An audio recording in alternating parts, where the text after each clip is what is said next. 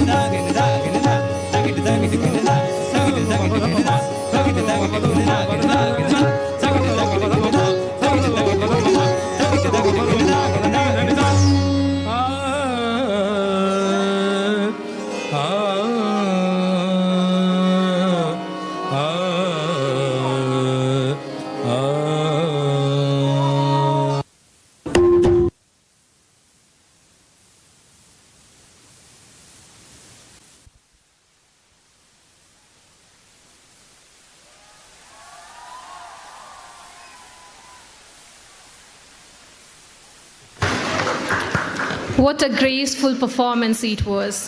Thank you so much, dear students. And now, at Medhavi Skills University, we believe that learning goes beyond the classroom. Through our unique on-the-job learning model, student gains hands-on industry exposure, blending knowledge with real-world practice. This model is not only build confidence, but also prepares our learners to step seamlessly into their professional careers. It is where education truly meets experience. To give you a glimpse of this innovative approach, let us watch a short video on on-job learning at MSU. Can we have the video, please?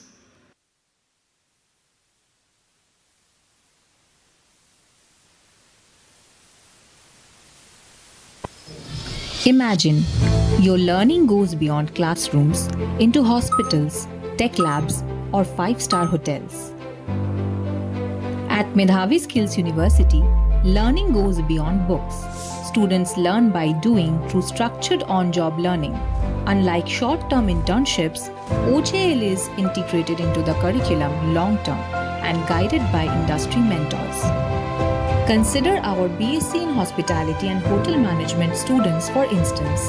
They train inside five-star hotels across every key department, welcoming guests at the front office, coordinating events, perfecting service in restaurants, and even learning culinary arts in real hotel kitchens. Hello everyone, I am Sanjana Chetri, a student at Medhavi Skills University, striving towards bachelor's degree in Hospitality and Hotel Management.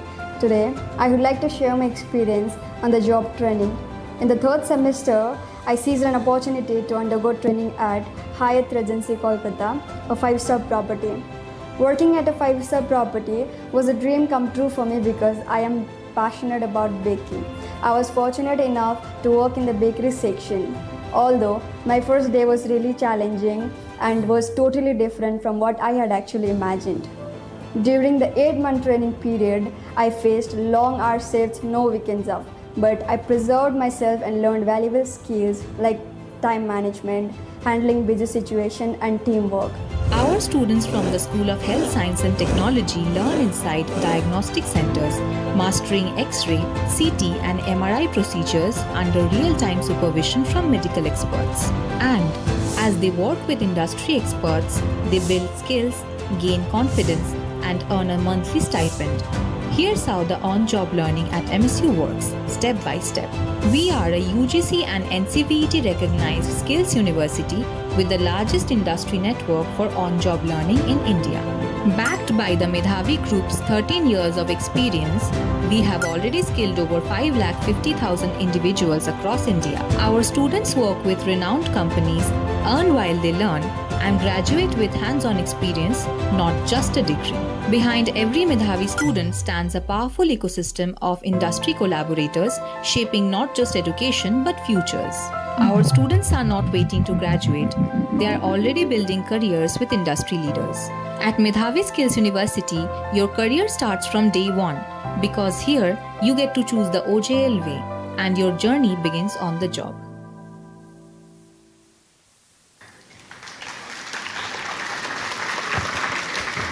Thank you so much for this wonderful video.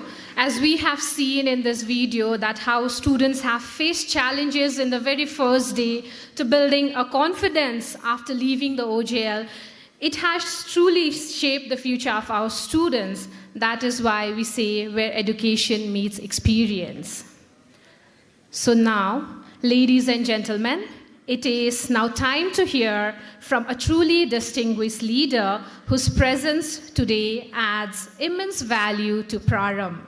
Before I invite him to the dais, allow me to introduce our guest of honor, Shri Rajsekhar Joshi, Vice Chairman of Setu Ayog, Government of Uttarakhand. Shri Rajsekhar Joshi, Vice Chairman of Setu Ayog, State Institute for Empowering and Transforming Uttarakhand, erstwhile State Planning Commission, Government of Uttarakhand, is an IIT computer science graduate with well over 3 decades of professional experience in almost all corners of India and abroad as a public policy, business, and technology leader in positions of CEO, business head, President, Group Digital Transformation Head, etc. In association with many organizations like Reliance, Tata, Aditya Birla Group, Macmillan, including being an entrepreneur in past. He has also been on board and trustee of several social and educational foundations. He has also been in a past special invitee to Union Cabinet's Empower Technology Group, member of National Focus Group for implementing new education policy in area of technology in school education, University of Pune's Advisory Council, Macmillan Group Global Electronic Publishing Management Committee, National Working Committee of Electronics and Computer Software Export Promotion Council, CISO Advisory Board Tech Mahindra, and also for CrowdStrike, a leading global cyber company. He has been extensively involved in supporting educational and teacher training, especially in Uttarakhand, water conservation in Maharashtra, new digital media, etc. He writes and special on social, governance, and economic subjects in publication like Economic Times, CIO News, CII Events. And now, to do the honors, may I request our Honorable Chancellor, Sir, Mr. Pravesh Sudani, and Honorable Pro-Chancellor, Sir, Mr. Kuldeep Sharma, Sir, to kindly join us on stage here for the felicitations.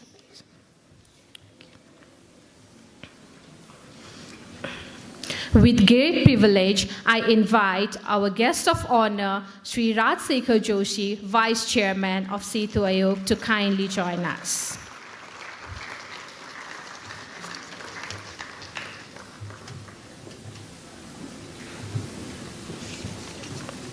Can we have a warm round of applause, everyone?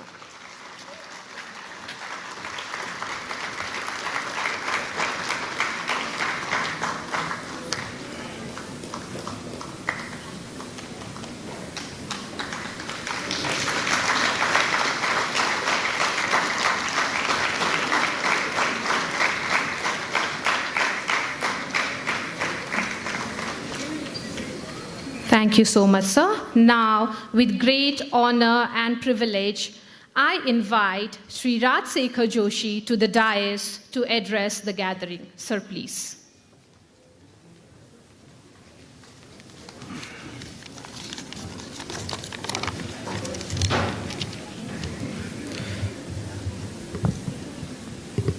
Namaskar to all. It's indeed a great privilege, honor and pleasure for me to be here amidst an audience which has some remarkable entrepreneurs as well as students who are going to enter one of the most important parts of their life into a professional course, a stepping stone into a journey outside their homes, maybe for the people for the first time it must be, and also a stepping stone into the wider world in future. It does remind me of almost like 39 years back when I joined IIT Roorkee in the class of computer science. And I can really understand the kind of enthusiasm, the kind of anticipation, the kind of various feelings one goes through. But I must tell you that this is one of the most remarkable occasions you would have in your life, and a great journey awaits you ahead. It's again indeed a pleasure for me to come to the beautiful state of Sikkim, and greetings to the people of Sikkim and the Northeast from another beautiful Himalayan state of Uttarakhand. We share so much in common with each other. And indeed, it's not been an easy journey because I had to go from Dehradun to Calcutta to Bagdogra, and Bagdogra to Gangtok. But I think in some ways this pilgrimage was necessary because I really wanted to see Medhavi Skills University. I must tell you that. Because we at Setu, where I'll speak about, are also doing many, many things. And I thought it is really necessary for me to see that in a small state like Sikkim, it's a beautiful state and the clean state of Sikkim, they are building a university which has taught thousands of people. It is building, is working on a new set of values. And I must say that since evening, when I came to know a lot about university, and today, I'm really, really more and more feeling that I made a right decision to come here. I must tell you that. And many of the concepts which he told, earn while you learn, I tell you, when I began my career, Sikkim, Northeast and Eastern India was part of my territory, way back in the early 90s. And we had computer science courses, we had earn while you learn. So many things, as they say, like artificial intelligence, we say today is taking over the world. But I did my BTech project in artificial intelligence, by the way, Lisp programming. So it's been there since long. So many things have been there, but these concepts have taken absolutely new importance and new value nowadays. The whole skill model, before I come to some of the main parts of what I share with you, I must share about my experience and my reflections on what Mr. Dudani said some time back. I was truly impressed with whatever he said. And I think that shows an entrepreneur's determination to make an impact. Having been an entrepreneur myself for many years, I can clearly see that fire, that determination to make an impact which is there. And the whole skill model is changing today. In this highly volatile world, even what we are, the Government of India even also, of course the Prime Minister has been very keen on, since the beginning of his tenure, on skill development strategies. And we had the NSTC strengthening, we had various things going on, the Pradhan Mantri Kaushal Vikas Kendras, then last year the internship, the whole people giving companies money to hire people, and today we are talking of ITIs to be run by the industry itself, which is there. So the whole skilling model, skills are so important. I'll come to that chapter later on, of course, that part which is there. But the future of learning is definitely imbued deeply with skills, and to have a very clear industry run to an industry integrated model in a true sense. In Uttarakhand also, we are on the verge of starting a skill development center in alliance with the Indian Hotels, the Taj Group, which is there, where industry is going to run that Plus, we are also having ITIs working with various large industries. So very clearly, in the learning, skill has to play a very important role. And the way I think it has been integrated in Medhavi, that it is 1 year minimum they have to do, I think that's a true model. And that I clearly see, because the kind of words I straddle from the highest levels of corporate India to the public policy at the state level and the central level and globally. I can clearly tell you that skill is skill learning to a large extent, to an almost 50%, which is there minimum, is going to be the model of learning which is going to be there. So for students who said that why in other universities it is not there and why it is so much compulsory out there, the message is very simple. We all started our work. Do you want to struggle when you start, or do you want to make your start in a confident way? The choice is very clearly yours. So if you want to start in a confident way, then you have to imbibe those skills from now on itself. And if you want to start in a way which is struggling, in that sense, then you can do all your theoretical studies the way other universities do. And when you go into an industry, I tell you, the world is completely different from what you have thought of. So do you want to enter into a work in a shock and awe and struggling way? No. So therefore, it's a complete no-brainer. You have to be deeply into practical on-the-job learning experience during the course. So I think the whole Medhavi model, I'm so impressed with it, and the way they are doing it, and that's the future. That's not actually the future. It has arrived already, actually, of learning in India. And almost everywhere it is, I can tell you very clearly. And so on. So I think in my introduction, she told me about SETU. She told you about SETU.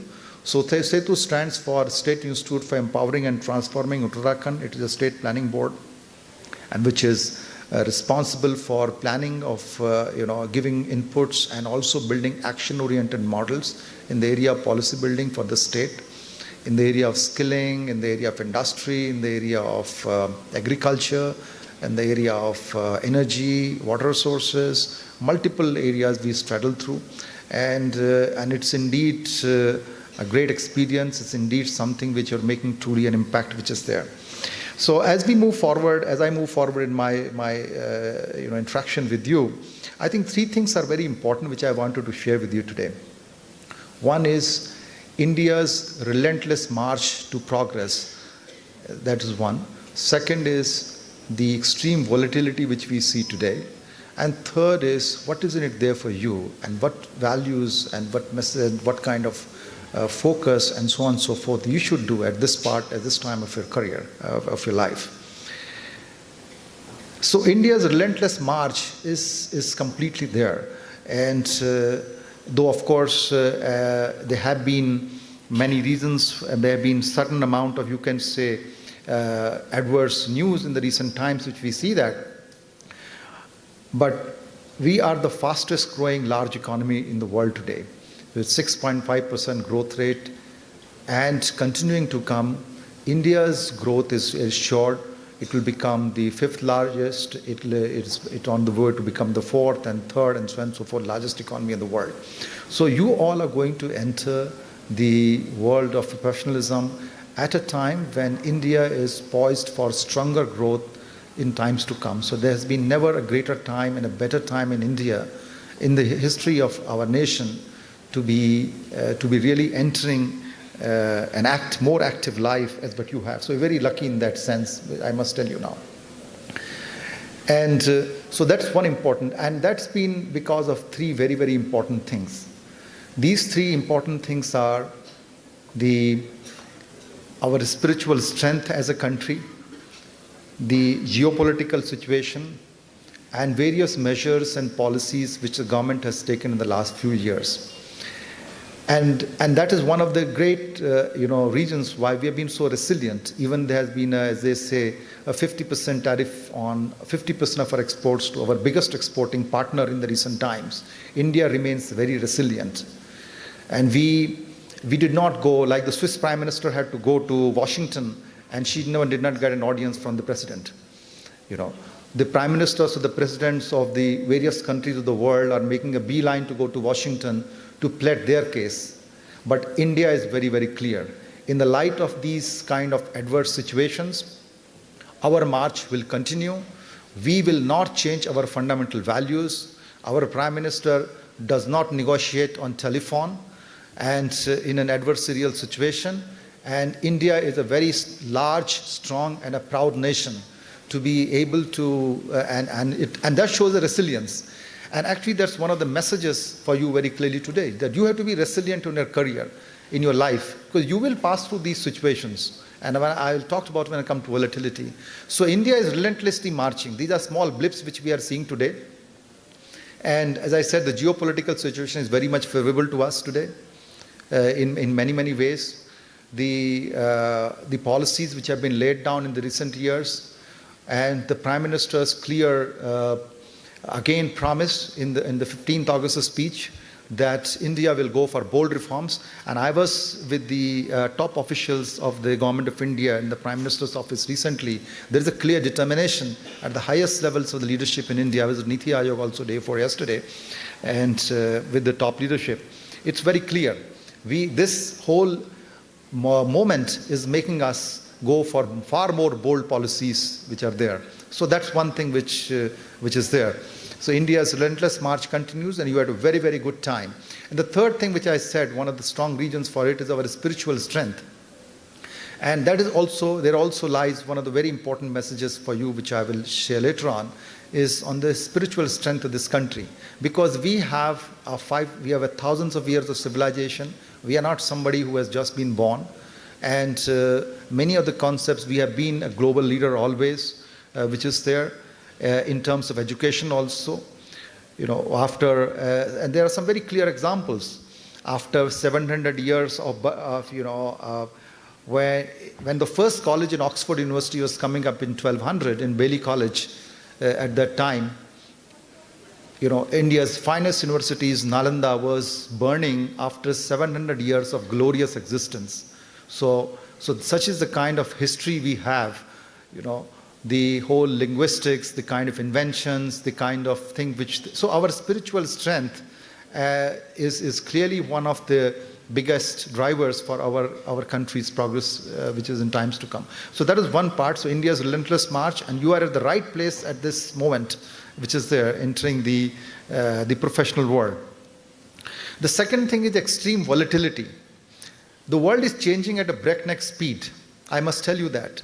As recent as I was reading Harsh Jain, who's the CEO of Dream 11, he said a business of 14 years was gone in 3 days.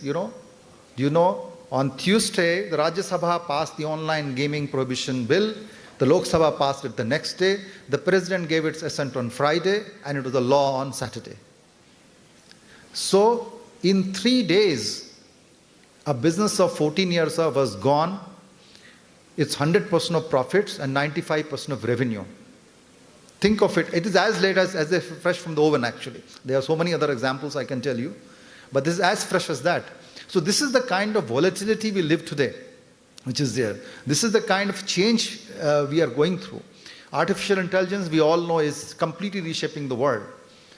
And the kind of impact it is making is absolutely not possible for you to imagine. It is the new, if you are not knowing artificial intelligence today, or then you are possibly going to be in the league of illiterates of tomorrow.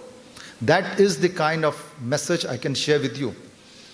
I've straddled this world. My last role with Aditya Birla was making generative AI strategy for the $70 billion Aditya Birla group, which is there. And it's been, for decades I've been part of this, which is there.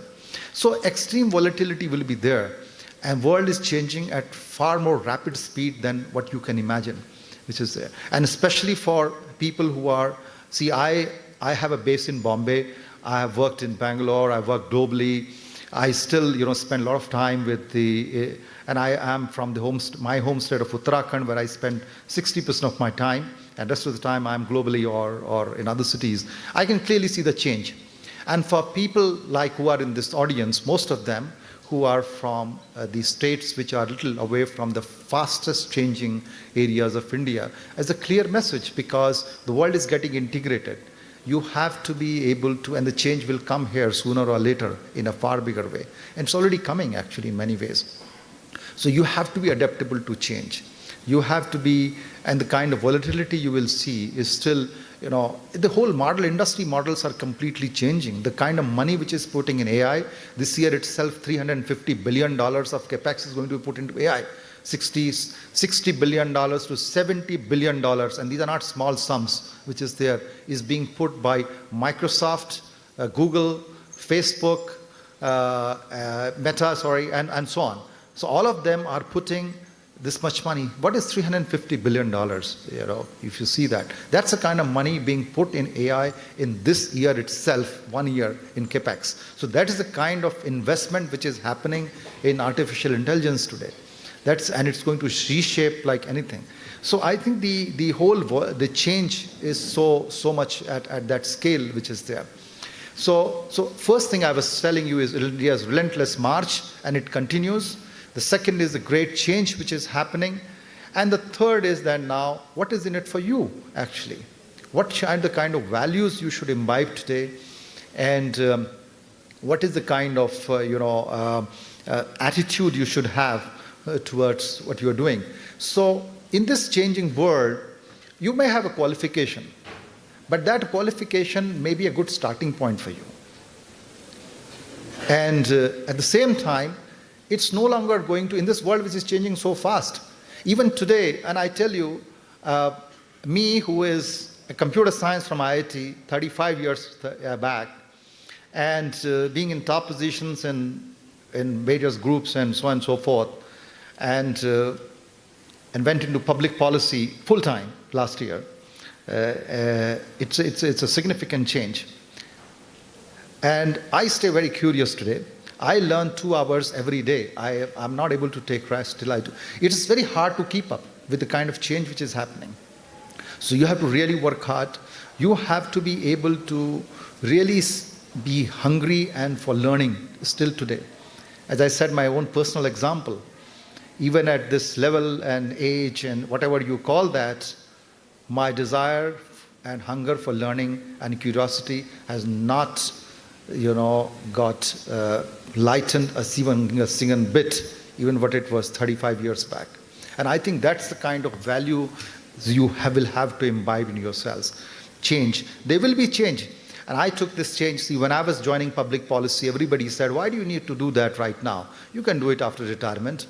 At the president in the Birlas means you can be happily there till you retire. And working on things like artificial intelligence at the cutting edge of it completely. But I made a bold decision that this is the time now to be looking at what kind of wider impact can be made in public policy, which is there. Because that's kind of impact India needs today. And I can clearly tell you that, and somehow it gets vindicated. I was talking to the chairman of PwC recently, I was reading what he said, is that modern leadership has to be able to navigate multiple worlds. You have to be able to very seamlessly get into different worlds, whether you are in corporate sector, whether you are in public life, whether you are in public policy, or dealing with students or dealing with anyone. You have to be able to, so ability to navigate multiple worlds seamlessly is one of the most important characteristics you will have to develop. And that's what it means, and that can only be done by preparation. And that's where I think the on-the-job learning thing model again comes in. You can't be waiting for getting to a job and having some shock out there. You have to be prepared well before that. Preparation, luck is, of course, God has something written for all of us. That is something different. Not everything is in our control. But at the same time, you have to be able to be, opportunities will come many, many times in your life. You have to be prepared to take on them. So I think the ability to, as I said, first thing was learning, continuous learning, which is there. And learning is a great joy, I can tell you that.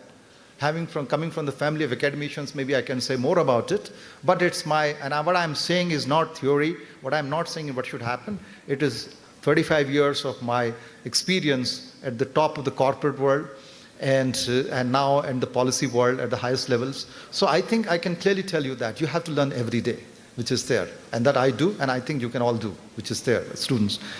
And the second part, as I said, is that ability to navigate multiple worlds. I think that's the ability you will have to really develop in yourselves, which is there.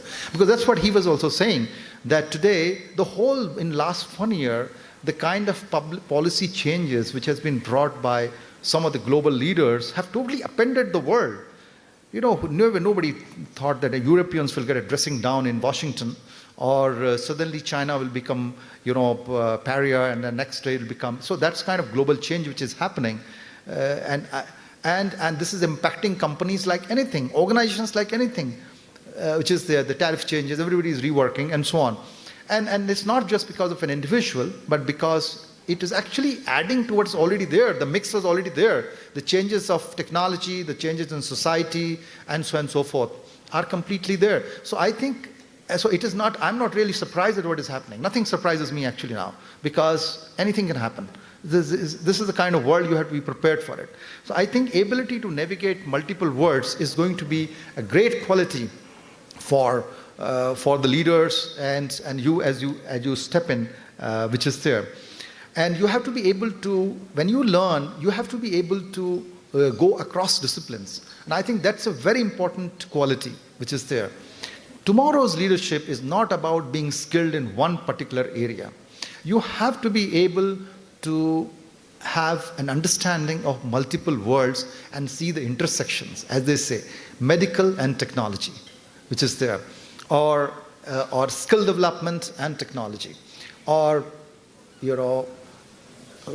agriculture and technology, agriculture, hospitality and technology. So I mean, the whole idea is that you have to have an interest in multiple areas. You have to be able to see how the value chain is. You have to be able to see what is the trend is, what are the people, what is happening, and then see what is the intersection. And you can find your niche there, as they say that, which is there. So you have to be able to do that.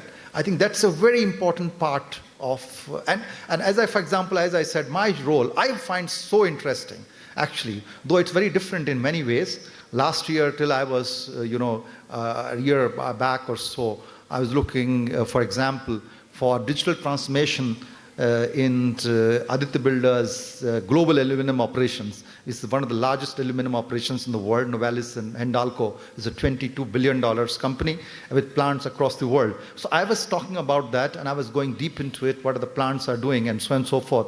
And today, I'm actually dealing with agriculture, and I see great potential in agriculture, which is there. And I see that the productivity levels, especially in the hill farming, are so low. And I think Sikkim, though, has been a pioneer with being declared an organic farming state way back. But agriculture is a huge potential area. Health is a huge potential area. I clearly see. It's a long topic, so I won't spend much time on it. But I think I find such an interest in agriculture. I find great interest in energy, which is there. I spend good time in skill development, new models of skills. So you have to be able to work across these areas, which is there. And the last thing before I sign off for today is the spirituality. You must develop spiritual dimensions of your personality. I think that's extremely important, because how do you handle this kind of change which is going to happen, the change which you will see in your campus and beyond, and you see in the world today, and make a sense out of it? And I can tell you spirituality has the best answers for that. Even if you see our Indian spirituality. I am a student of Advaita Vedanta, which says, Aham Brahmasmi, I am the divine flame. What a profound statement. That means you have that capability to be, an embodiment of God, which is there. That means how much ability you have. You're not an ordinary individual of flesh and blood, susceptible to some small pricks and so on and so forth and then crying. But actually, you are part of the universe, and you have such kind of ability which is there. This is the kind of, and this is not today's. The whole philosophy of Advaita Vedanta is thousands of years old, which is there from our Vedas, and so on. So I think that's where the great answers are there. It gives you depth. It gives you so much of, and you feel that, okay, this, as they say, this thou shall pass, and you have such a potential to be able to make a huge impact in the world, and that will give you a confidence, and there is nothing more than like confidence in the world which is there if you're going to live in it. So that's one important part. Even, for example, you have Buddha's 2 arrows theory, which they say that the world will throw a lot of things at you as one arrow, which is there. A lot of things at you, internally, externally, and so on and so forth. But what happens to you is not so important. But how you react to that situation is most important. That's the second arrow which Buddha said, which is there. That's the 2 arrows theory of Buddha. So so many greatest answers to change, and the world has always been, today we might see a lot of change, but actually the world has always been changing. It is from timeless moments it's been changing, whether it is the time of Panini and Alexander and Gupta and Mauryas, and the world was actually far more volatile and difficult in those days, which is there. The kind of so in many ways, so this, as I said, Buddha's 2 arrows theory, it makes you feel resilient. You realize that, in the same situation, some of you are in medical technology, you go to hospital, one patient will have a similar ailment than other, but one patient will be always worrying, what will happen to me, and so on and so forth, anxious and so on and so forth. Other patient will be being calm about it. So who is handling it better? And so experience is what we react to, what we respond to, which is there. So I think, and all of these things are in our philosophy, which is there. So I think you must develop a great interest in your philosophy. There's no, of course, I've studied Chinese philosophy. There's so great things to learn also out there. But to begin with, our Indian philosophy itself has great lessons for us. And that is the kind of spirituality message I must share with you, that you should develop an interest. And I'm so happy that my son, who is in Bombay, and it is one of the most, and we have a home in Bandra West in Bombay. It is as modern as it can be, a place which is there. And he started recently developing an interest in spirituality. I can tell you there's no greater joy for me that he's wanting to learn that, which is there. He is developing an interest in that area. So that's the kind of message I'll give it to you, which is there. So thank you so much. I think I can speak on many, many things, but as they say, all good things have to come to an end at some time. And thank you once again for inviting me here. Indeed, it's a great opportunity. And it's a great pleasure to be here. Thank you so much.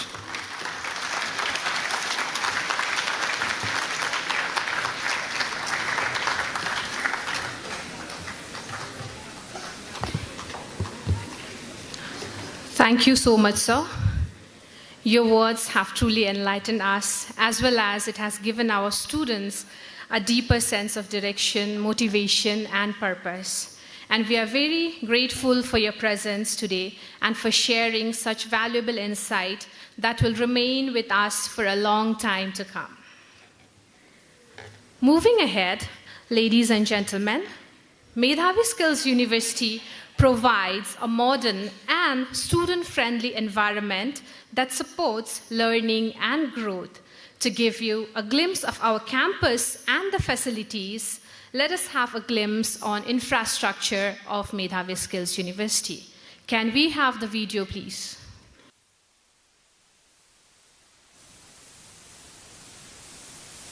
Our campus blends learning, living, and hospitality in a holistic way. The academic blocks include Kabru Block, Kanchenjunga 1, Kanchenjunga 2, Rangit Block, Pandim Block, and Teesta Block.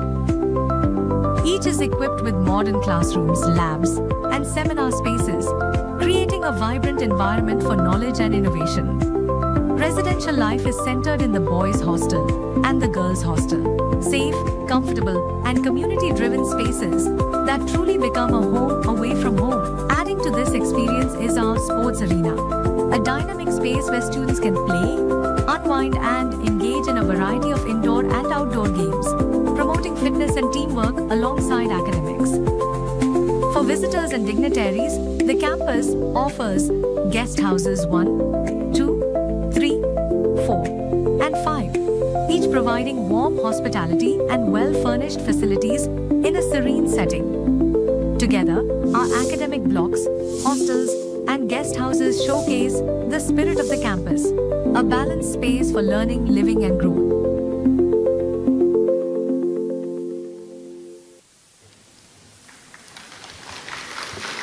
Thank you so much for this video.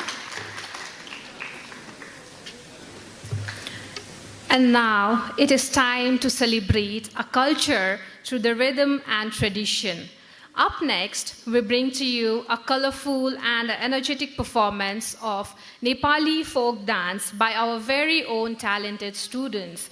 Can we welcome them with a huge round of applause?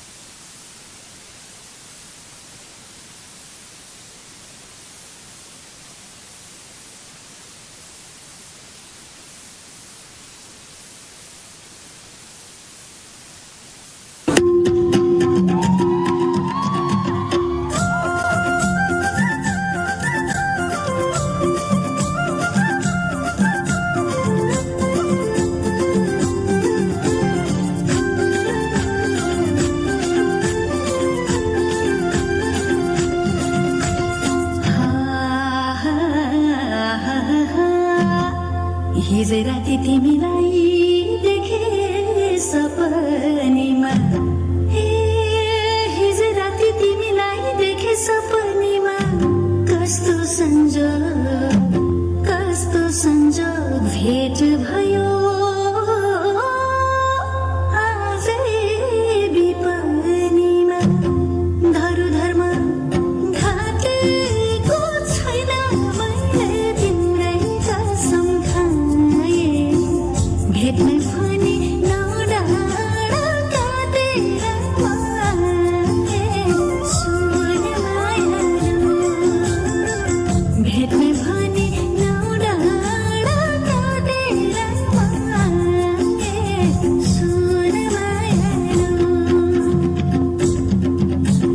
नाचौँ गाउँ हाँसेर गरौँ भेट भएको रमाइलो दिनमा दुई दिनको हो नि यो जिन्दगानी लमाया यसै पालामा नाचौँ गाउँ हाँसेर गरौँ भेट भएको रमाइलो दिनमा दुई दिनको हो नि यो जिन्दगानी लमाया यसै पालामा दुई दिनको हो नि यो जिन्दगानी लमाया यसै पालामा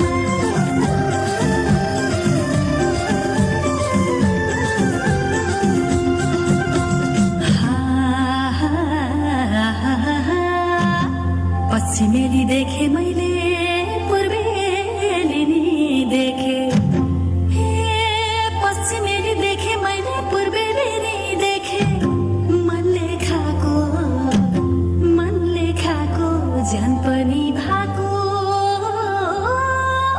यही ठाउँमा भेटे धरुधरमा घाटेको भए हजुरमै मरि जाउला यो जुनी मात्रै होइन जुनी जुनी आउला सुन मायालु यो जुनी मात्रै होइन जुनी जुनी आउला सुन मायालु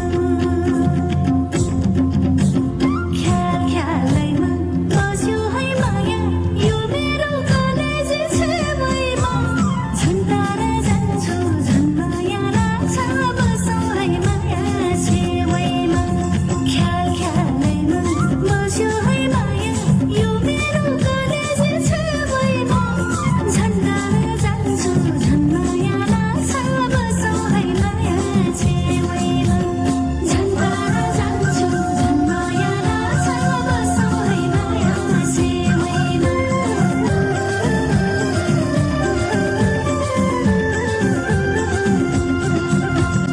आजलाई छुट्टिने भइगयो बेला झल्को यो तस्बिर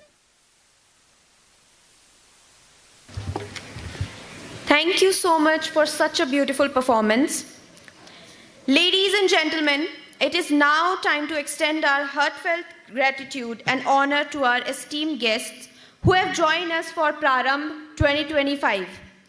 To begin the facilitation ceremony, may I kindly invite our Honorable Chancellor Shri Pravesh Sir and Honorable Pro-Chancellor Shri Kuldeep Sir to the stage to do the honors.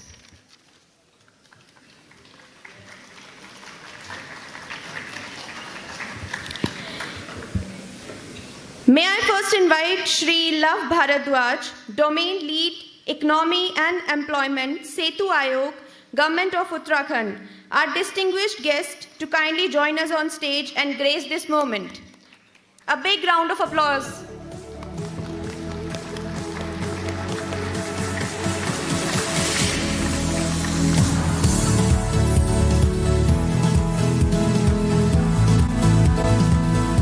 Thank you so much, sir. Now, may I invite Sri Rakesh Prasad, AVP HR, IFS, Head DEI and Culture, Indigo Airlines, to kindly join us on stage and grace this moment. Can we have a warm round of applause, please?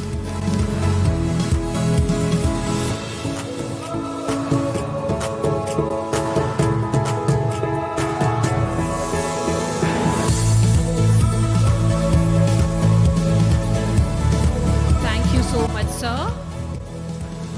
May I now request Mr. Dev Malya Banerjee, Regional Director, Northern Region, Indian Chamber of Commerce, to kindly join us on stage and grace this moment.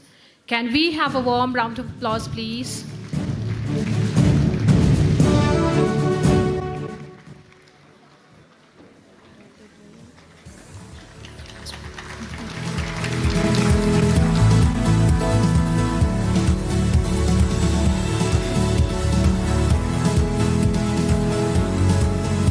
So much, sir.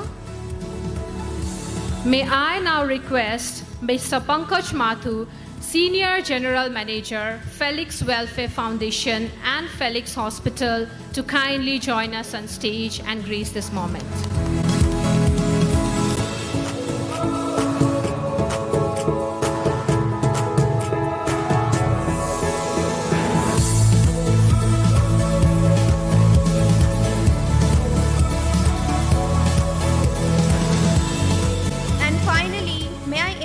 Mr. KB Kalapa, CHRO, Chine Point, to kindly join us on stage and grace this moment.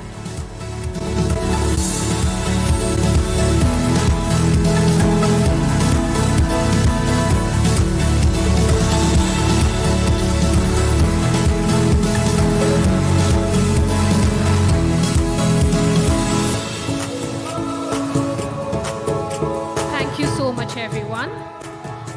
Thank you so much, sir.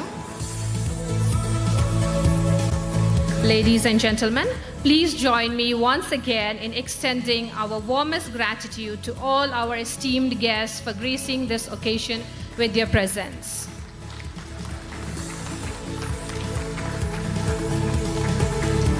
Now moving on to the next performance, we have a melodious solo song by our students.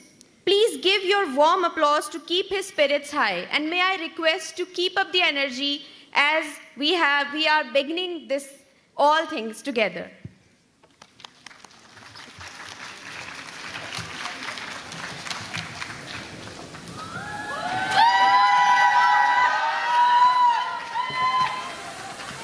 Hello, check. Hello.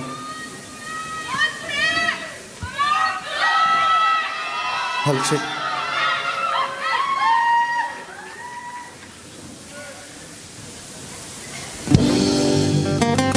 Hello, check. Are you guys having fun? Are you guys having fun?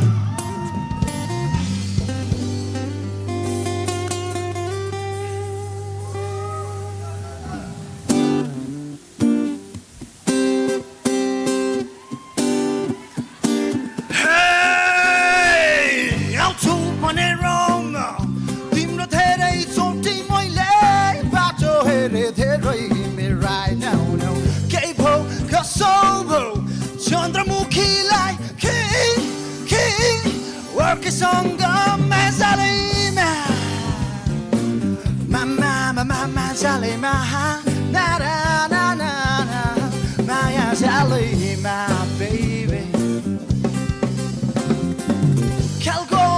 तिमीलाई साथीभाइले आफू त पर्यो सोझो मान्छे धेरै धेरै विश्वास गर्ने बानी ऊ भनेपछि जानै दिने म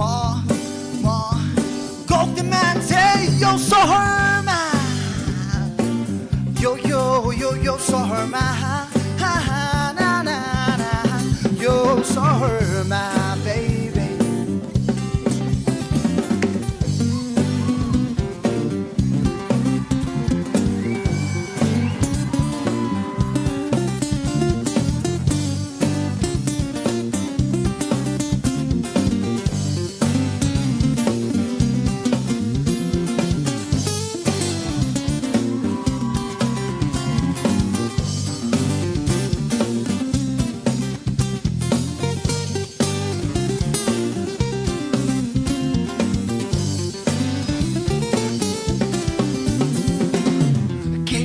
like मलाई हेर न लथालिङ्गे भयो मेरो जोवन के लोड लाग्यो मलाई हेर न भातापुङ्गे भयो मेरो सपना हे आउँछु भनेर तिम्रो धेरै सोची मैले बाटो हेरे धेरै हिँडेर नो केही भो कसो भो चन्द्रमुखीलाई वर्कीसँग मजालेमा मामा जालेमा ना माया जालेमा baby Maya Maya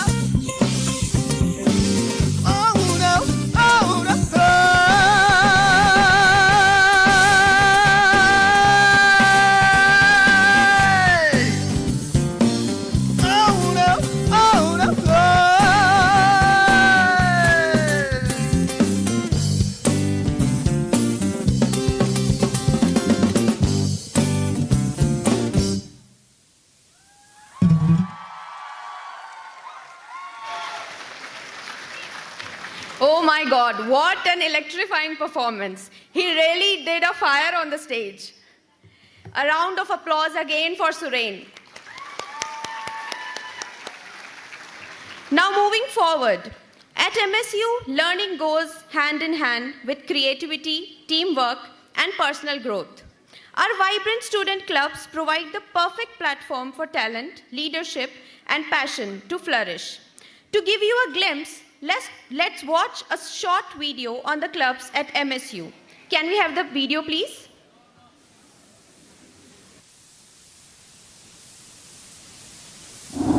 At Medhavi Skills University, learning extends beyond books.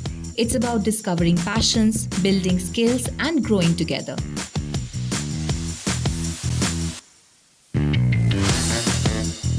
The sports club brings energy and teamwork to campus, celebrating fitness and the spirit of competition. The culture club celebrates traditions, festivals, and the unity in our diversity.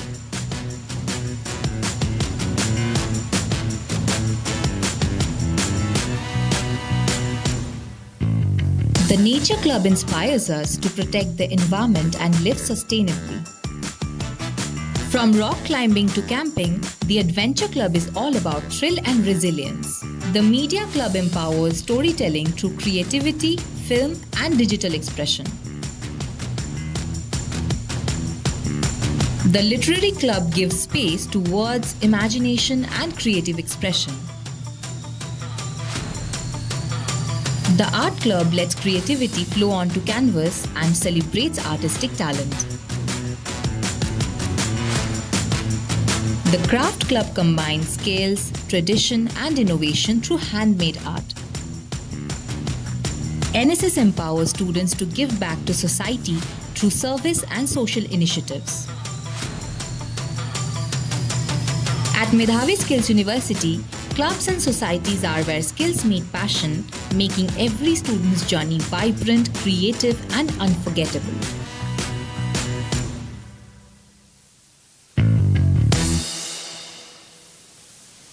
Thank you. At Medhavi, Thank you so much for this wonderful glimpse into MSU's vibrant club culture.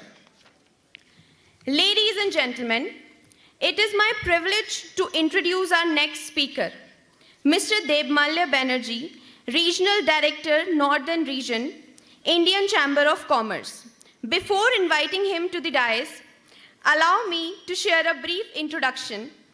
Mr. Banerjee brings over 2 decades of experience across banking, financial services, and the Chamber of Commerce ecosystem. He has played a pivotal role in reinforcing India's trade and industry outreach, both domestically and internationally, leading the ICC's northern region for nearly 10 years. His contributions also include establishing ICC's operations in southern India and guiding engagements with countries like Africa, Vietnam, and Mauritius.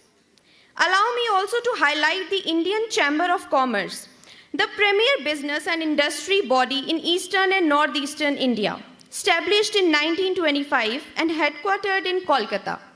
The ICC performs a pivotal role in policy advocacy, dispute resolution, trade promotion, and offering services such as investment, matchmaking, arbitrations, visas, and certificates of origin.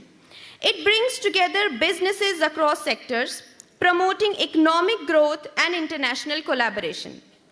Currently, Indian Chamber of Commerce and MSU has proudly collaborated, aims to address skill shortages in key sectors, enabling learners to acquire industry-relevant competencies and secure sustainable employment opportunities. It also seeks to inculcate an entrepreneurial culture and create sustainable opportunities across industries. The collaboration leverages the strength of both institutes to design and implement initiatives that enhance education, innovation, and capacity building. Now, with great honor and privilege, I invite Mr. Debmalya Banerjee to the dais to address the gathering. May I have a ground applause?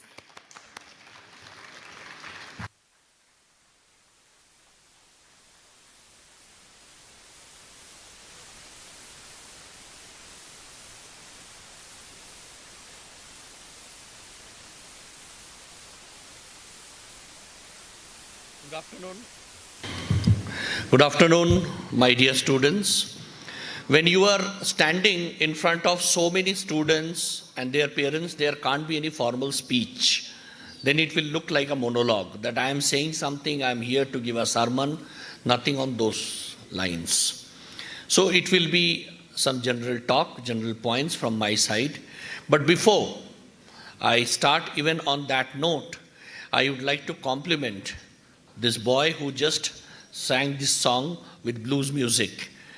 It was an excellent performance, and the band of the institution which performed in the morning, outstanding performance. I should compliment the music teacher also, and each member of the band sang so well. Normally school bands are there, but in college if you are having a band, that means they are very serious about music, and they really played well. This is my journey to Gangtok is successful because I got an opportunity to hear such good music. It reminded me of my own school days when I was part of my school band, used to play the keyboard. Anyway, so now, coming back to the serious talk for which, my friend Kuldeep Sharma has asked me to come. See, in our times, it was very different. We used to go to school in a cycle, college in a minibus, and we used to, I am a graduate in electrical engineering, BTech. So in our days, B.L. Thereja was the patent book which we used to study. in electrical engineering, and there was no such, focus in terms of skills, etc. Skills was not considered in high esteem when I was a student. And it used to be said, okay, skills means apprenticeship, you will go to the factory. It was viewed in those light, in those days. And then, it was a very traditional kind of learning. You go to college, you do your theory, your viva, your practical, none of which is relevant after you join your industry, etc., which I heard from the friends who stick to the core subject of electrical engineering. But the world has changed. The world has specifically changed with the advent of startup culture. And this is, obviously, India has been changing since the end of License Raj in 1991. But the world as a whole has dramatically changed in the last 4, 5, 6, 10 years. And I passed out in donkeys years back, 2004. So world was much different. In those days, outdated curriculum did not matter to us because it mattered that we should complete our education, go for our employment. But in today's days, if there is an outdated curriculum and the curriculum is not aligned with employment, then Jesus Christ, God forbid, employment is a question mark. So I think, I should compliment the founders of Medhavi Skill University for even thinking on those lines that a skill university is something which India needs. This was Medhavi's need, was the need of the hour for this great country. They are doing a national service. If so many of the parents, I could see their anxious faces in the crowd and these children who are studying, sitting here. If these people don't get employment just because they have been subjected to outdated curriculum, it will be an unfortunate story in the journey of our country, which is aspiring to become a $5 trillion economy. As a country, as we aspire to become a $5 trillion economy that is fueled at multiple levels, multiple parameters, and skill supersedes the academic degree and the academic qualification, and that's exactly what the Medhavi founders, the team Medhavi is doing. So I think, they needs to be accolated for this nation building service. If otherwise, things would have been at stake. I'll give you a classic example of United Nations. United Nations has been established, India and various countries are its members. But it is considered a dinosaurus. Only the part of it which gets into, healthcare issues in Africa or, working on tuberculosis, etc. is respected. Remaining everything is theoretical. And today, it is called dinosaurs. No one takes even seriously. None of the conflicts in the world which is happening in current times, UN has played a role in terms of settling this. Be it a Russia-Ukraine war, no one listens to them because, it's an outdated organization.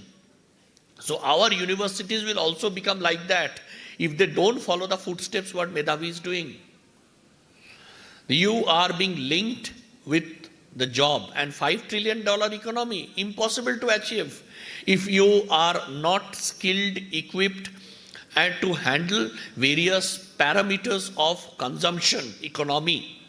And that is what after seeing these videos, I can understand that Medhavi is training its students. So I think as parents, you people have taken an incredible decision to be part of the country's growth story by putting your children in this university.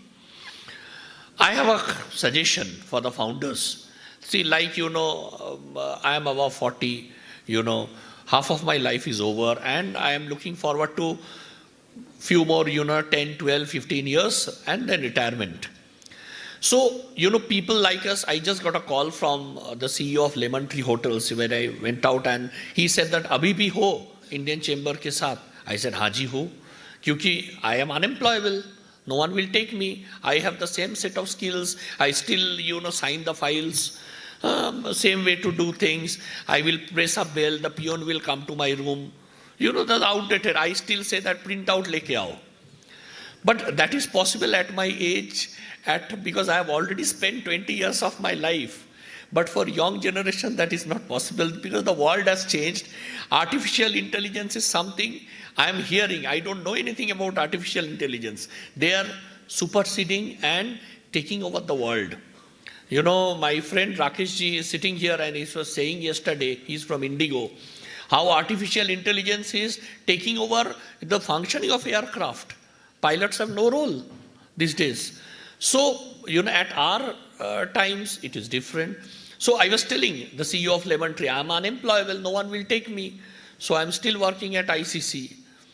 So that cannot be the case with you people. You are getting into such a juncture where India is growing at a breakneck speed, which Sir said from Uttarakhand. And all of you have to be economic soldiers of this country so that India shines, India reaches $5 trillion economy. You are the future, you are the youth, you are the ambassadors of this future noble country. We are slowly fading out. And obviously in such a juncture, imbibing skill-based education is only going to help so that you march forward in your career and the country also moves forward in their own career. The wheels of the economy will otherwise come to a standstill if we move in the way when I passed out from my college. Another one thing, today if you look at, you know, India has developed a startup culture. This was much needed. I'm not getting into the debate of startups, failing or startups are not successful or there are issues. The world has moved into a startup culture. The young generation is getting into startup and India is also part of the bandwagon. Today, without skills, with a traditional textbook-based education, you can't be part of this startup culture, this growth story. I think, this is something where Medhavi is also playing a role. Maybe, you can also start an incubator where the startups, I'll be happy to, support. Incubator where these children also gets linked with the startup culture, startup exposure, and they get placed in startups with the skills that they're imbibing. So that, again, startup founders are 2, 3, 4 years backdated. These children will bring fresh perspective. I think you have a role. And for people, outdated people like me, please start an executive course so that we are sometimes given an opportunity to come to Sikkim, this beautiful place, and we are fed for 7, 8, 10 days, and we are brainwashed, and we go back, and so that, we, instead of, it's like, many things I don't understand, I nod my head when the, younger people come to my room. I don't understand, I nod the head. They do chat GPT. Within 1 minute, I see a letter getting ready. I need half an hour minimum to think and then pen down, and then I will ask, type it out for me.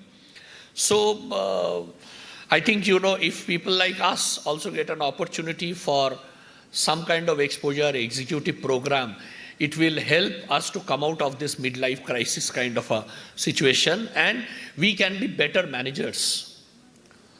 Because, trust me, the new generation will stop respecting us also because we are outdated. This fellow doesn't know anything. He talks crap. He asks us to bring printout. I do that. But see, ICC, it's a governmental organization, chal jata hai. But in private sector, it can't be like that. So, Kuldeep ji, ye sochiye, aap kuch hum logon ke liye, kuch kar sakte, to we'll be grateful.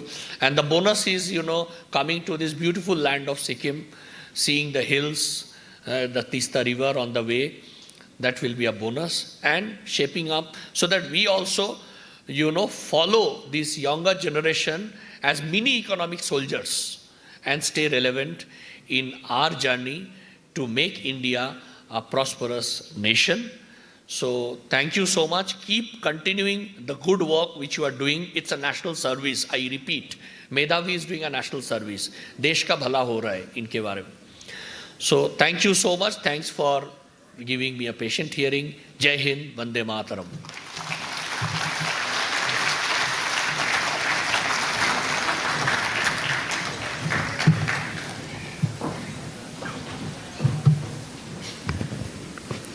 Thank you so much, sir, for sharing your valuable insight with us today. Your words have truly encouraged our student as well as us to do more in life, and we are deeply privileged to have you here with us today. Now, ladies and gentlemen, let me take you to a cultural journey to the Northeast India, a land of its culture, tradition, and rhythm. Up next, we have a vibrant performance of Assamese and Arunachali folk dance presented by our very talented students. I'd like to request our students to kindly take the stage.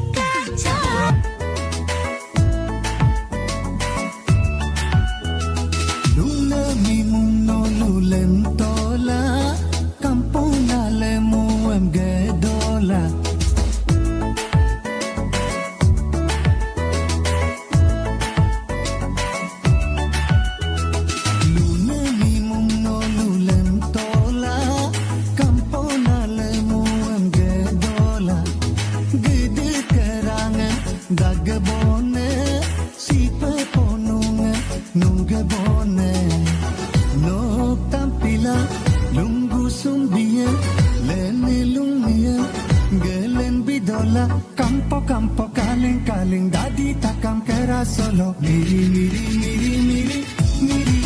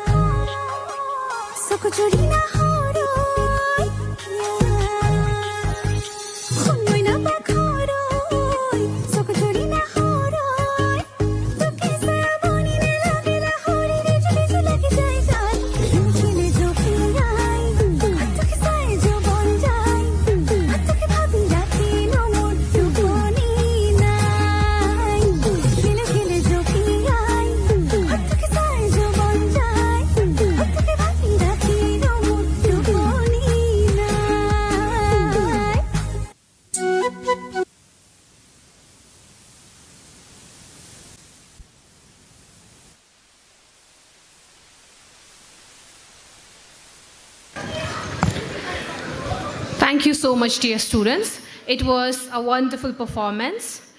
And this is what we get to witness when we have students not just from Sikkim but outside states as well. Now, it is my privilege to invite on a stage a veteran of a healthcare industry, Mr. Pankaj Mathur. Before I invite him to the dais, allow me to introduce about him. Mr. Pankaj Mathur, who brings with him an illustrious career spanning over 39 years.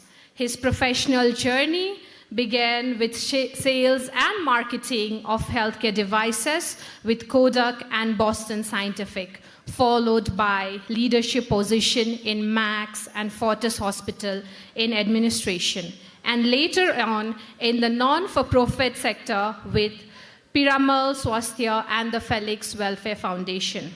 Currently, he heads the Felix Welfare Foundation in Noida, which has proudly collaborated with Medhavi Skills University to conduct paramedical courses, a 3-year skill-based program leading to award a Bachelor in Vocational Study at the end of the course.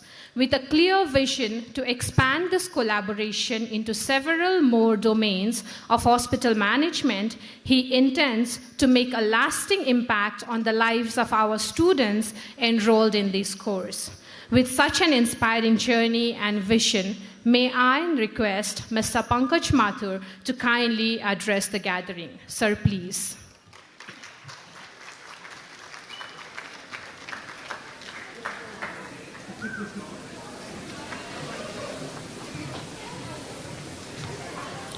Good afternoon, everybody.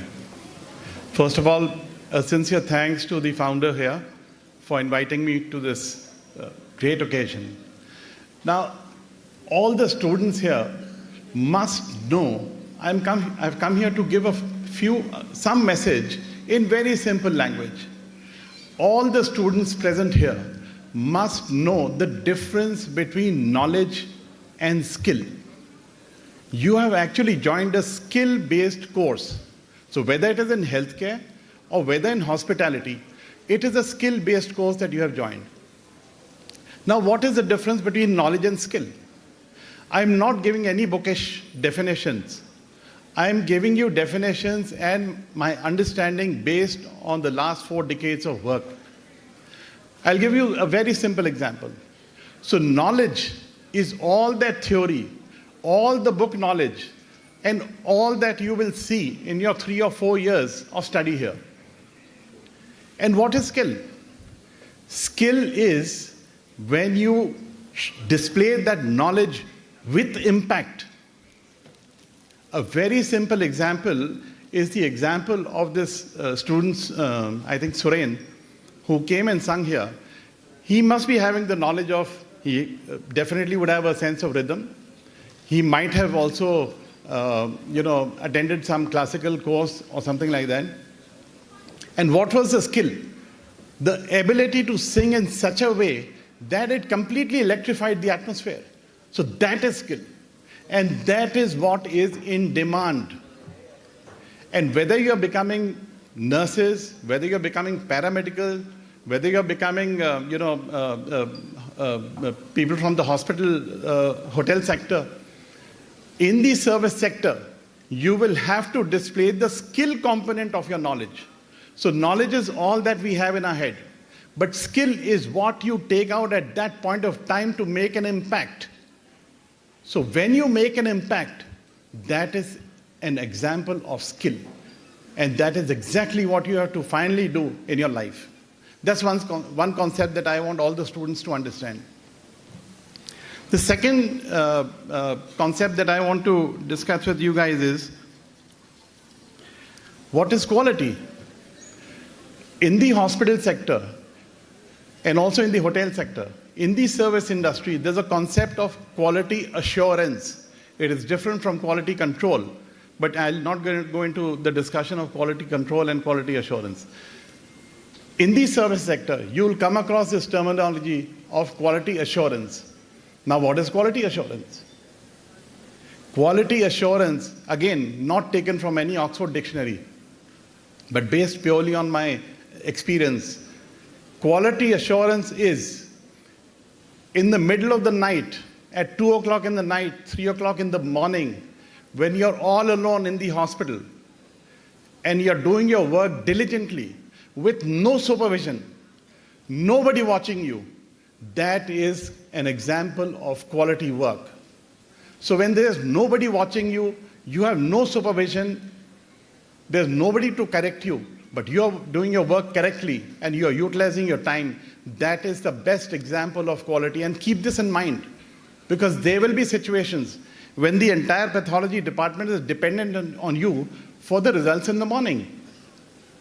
When the entire radiology department is dependent on you for the CT and the MRs and the X-rays that you take in the night. Because when you deliver an excellent chest X-ray, you have improved the ability of that doctor to diagnose a problem. And that is quality. And that is also impact. So you have helped a patient in getting a better quality of diagnosis because you were awake in the night, you were cautious about your work, and so on. So that is quality. The third message which I want to give to all the students here is that be ready to go anywhere in the world. Anywhere in the world. Today in the US, about 30% of the physicians, 30% of the doctors are of Indian origin.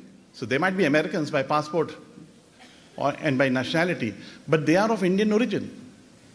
And the students sitting here should take a decision today that we are willing to go anywhere in the world so that India can continue its march of domination.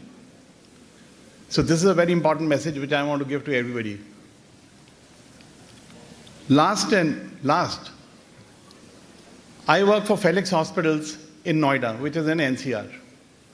And just to give you an example of the employment opportunity for people in the healthcare sector. Today we have 200 beds. In 200 beds, we have 300 nurses. In the next 2 to 3 years, we are going to expand to 800 beds. So when we increase by 600, we will require almost 1,000 nurses and paramedics. That is the employability opportunity in the healthcare sector. And if any of you are interested in coming to NCR, give me a call through your management and we'll be happy to hire you. Thank you very much.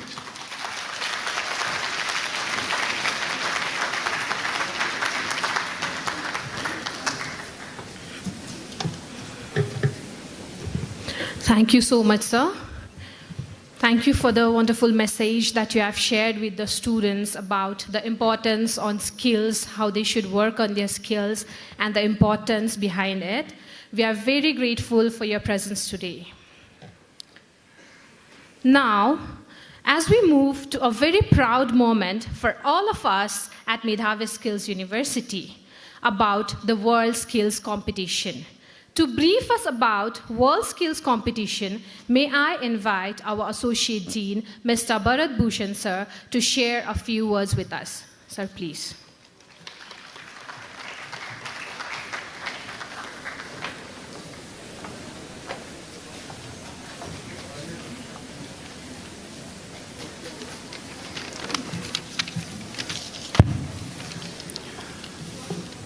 Honorable Guest of Honor, Honorable Chancellor Sir, Honorable Pro-Chancellor Sir, invited dignitaries, media persons, faculties, parents, and dear students, a very warm good afternoon to all of you.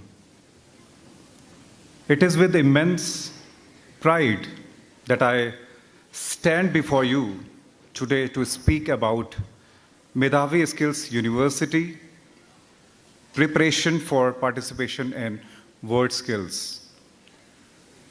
World Skills, the world's biggest skill competition where young people showcase their talent, hard work, excellence on a global platform. So it's like an Olympiad where we have different skills, and we have participants not only from country but different countries. So at Medhavi Skills University, we believe that skills are the true currency of the 21st century. Our preparation for world skills is not just about competition, it is about building the confidence, fostering innovation, and nurturing a culture of excellence among our students. So just to brief all of you that we have already started registrations for World Skills 2026 across 20 different categories. Along with this, our preparation includes mentoring done by the experts, industry experts, exposure to industry best practices, simulation competition environment, and continuous evaluation. Our mission is very clear: to transform the youth of Sikkim and the Northeastern into global professional capable of competing and excelling at the highest levels. Every student representing MSU, Medhavi Skills University, is not just an individual who is participating in the event, but he is like an ambassador, a skill ambassador, who is representing Medhavi Skills University, Sikkim State, even India on a global platform.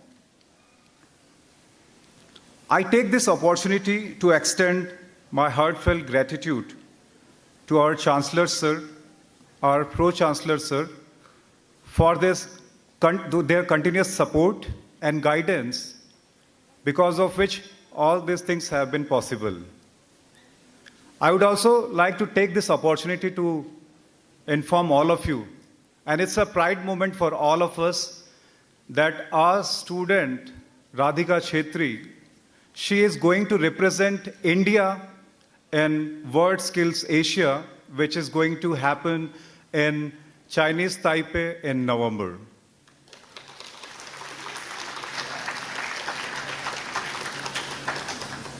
And she is going to be, by default, a final competitor in World Skills 2026. So she has to compete with top 3 performers to be a representative of India in World Skills, which is going to happen in 2026 in Shanghai. Right.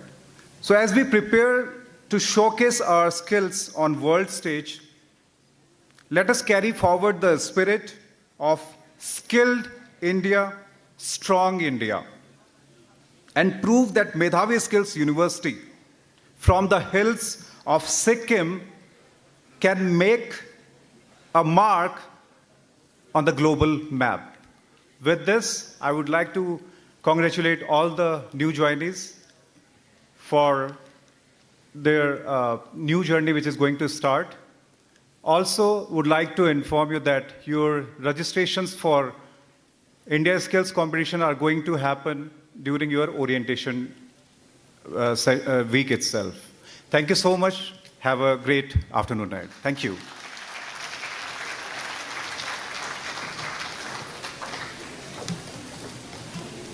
Thank you so much, sir.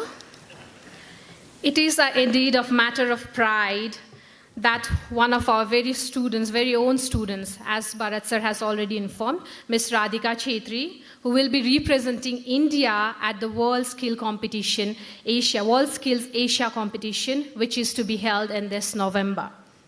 So although Radhika could not be here with us today as she is undergoing trainings, so we are very privileged to have her proud parents among us. So to do the honor, I would like to request our Honorable Chancellor Sir, Mr. Pravesh Dudani Sir, and Honorable Pro-Chancellor, Mr. Kuldeep Sharma Sir, to kindly do the honors of felicitating Radhika's parents. I would also like to request Radhika's parents to kindly join us in the stage.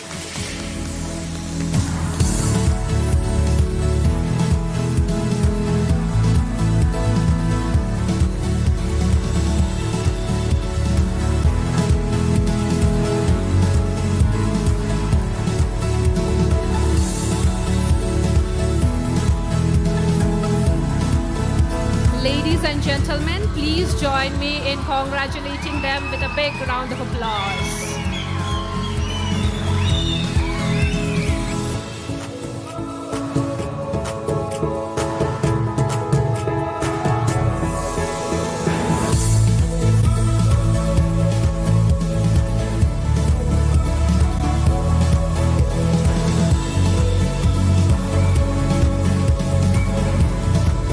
Thank you so much, sir. Thank you so much.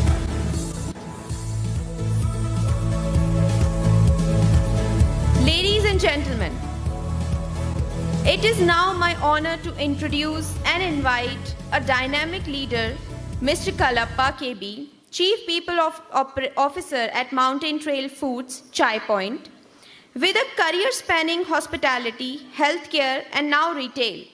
Mr. Kalappa brings a unique service-first perspective to HR leadership.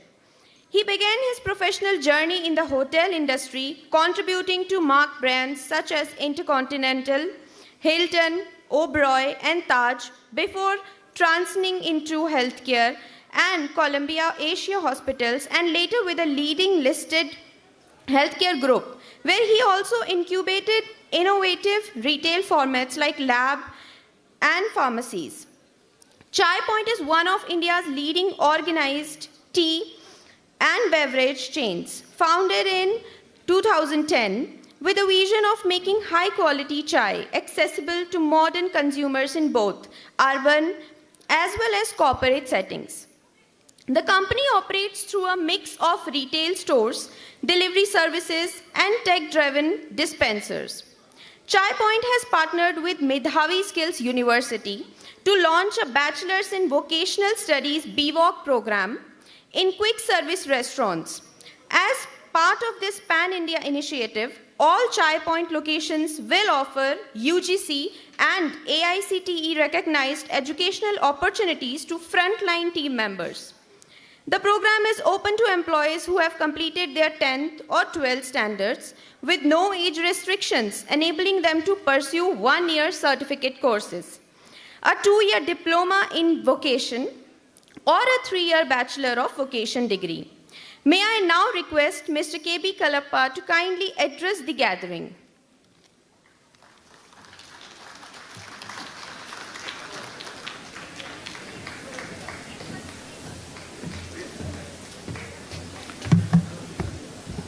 Good afternoon, everyone. Can we hear some more sound, please? I hope people are not sleeping here. Good afternoon, everyone. Thank you. Appreciate that. All right. Thank you for inviting me here with so many dignitaries in terms of the quality of the conversation, what you kind of heard since morning. I want to welcome all the new students, the family members, the faculty from Medhavi, and all the dignitaries here. And I know that a day one for any new student is heart-thumping in terms of not knowing what to expect. I'm sure Mr. Pravesh explained what has been his journey, typically with IITs has been. So I'm sure similarly the other students also would be going through, not knowing what's going to happen in this place. But I should tell you that I'm really a fan of what Medhavi does today. Because I've worked through and through with this service as a business, for last over 25 years. And I can tell you that what has been taught in the school versus what you do at work are two different things. And I can tell you that what I've learned as a PG HR student way back in the late 90s versus when I got into the job, I did very, very different. And I was thinking like, what is happening with the education? In the sense, what I've learned versus what I'm doing is two different stuff. That is where I'm really a fan of what Medhavi does. You're actually bringing skills, what is required at the job, rather than giving gyan on the education piece, right? So that's the difference. That's where I'm really a fan of what Medhavi does here. And that's the reason why I kind of pursue this piece of the education for our institution. And we are up and running live as of 20 days back. That's where we are. The second part of the whole program is about, we all know that Medhavi offers program towards service as an organization. And I have this adage which we typically use in our business. hire people for attitude, train people for skills, right? For example, when I look at our own industry and the business, I don't hire people typically from a quick serving restaurant to a quick serving restaurant. I hire people for attitude first, and then I look at whether the person brings in the skill from a function perspective and not from an industry perspective. To give an example, we have one of the business vertical called brewing bots, and the head of the business, a P&L business, is run by a gentleman who is to work with Xerox India. Nothing to do with vending as a business, right? And I asked my founder, why did you hire me? I have no background towards a QSR. While I worked with the hotels and the hospital, why did you hire me? So I want to kind of tell people that people hire people for attitude first. They would train them for skills. So if you want to be in a service business, and if you continue to be there, you need to acquire these two skills. And nothing better than what Medhavi does, training people on skills. And the beauty of this program, what I can tell you that, you earn while you learn. That's the other beauty. And I keep telling our own folks within the organization that if you have to go to a mainstream school or a college, you're going to spend $50,000, nothing less than $50,000 a year. Here you do the same diploma or a degree for $1,500 as a fees every month. And I would congratulate all the parents for nominating your kids or your student, into this program. It's not easy, for all the families to kind of fund kind of hefty amount. Organization like Medhavi brings education to the doorstep and to the people of Sikkim. And I think that's a wonderful moment for everybody, especially for people of this region, to have education at your doorstep and at a very, very nominal cost. And you're not depriving people of education because they don't, or rather they can't afford the money piece. I'm sure while you kind of immerse into your, new educational institution, you will learn a lot of things. You need to collaborate with people. You will mingle with people, ask questions. Probably one of the things what I want to kind of tell people is that people who learn is those people who ask questions. If you don't ask questions, we don't live in an age today where there are saints sitting all over in this room. They wanted to teach you, right? So we live in a world, if you don't ask questions, you're not going to learn. So please learn this skill of asking questions. Do not think twice to say that if I ask question, what my colleagues going to think, what my friends going to think, how stupid question is this? While curiosity is one of the things most speakers have spoken here, one of the other things which you need to develop here is your ability to ask questions irrespective of what other people are going to think. I actually feel that those people who ask questions have the ability to learn more versus those people think that what other people are going to think, right? Lastly, while you're going to get immersed into this Medhavi Skills University, and this is the future of education. Please understand, this is the future of education. This is how education is going to get perceived. I want to take out a small tag of Elon Musk. He says, I don't need people who are college graduate. I need people who know their skills, who are smart, who are absolutely street smart, and who has the skills in their hand. That's what I'm looking for. I'm not looking for any formal education. So that is where I feel that probably Medhavi has nailed in terms of education is concerned, where skills are so important, and that's what today's India actually needs. And I think, please understand, Medhavi is also running a program into the sector which I call evergreen sectors. Healthcare, as long as human beings on earth, as long as currency is running, this business would never fail. Which means you guys are getting into a course, an MLT or a DMLT or a radiology course, you will never go out of job. Hotels, I know of when I used to work in the hotel, Oberoi Hotel had close to 10 or 12 hotels.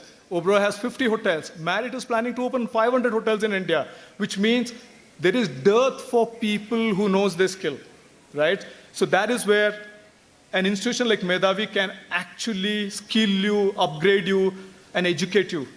Lastly, thank you, founders for inviting me and, for sharing the stage with people, parents, dignitaries, and all the speakers. And I wish everybody all the best, and Jai Hind. Thank you.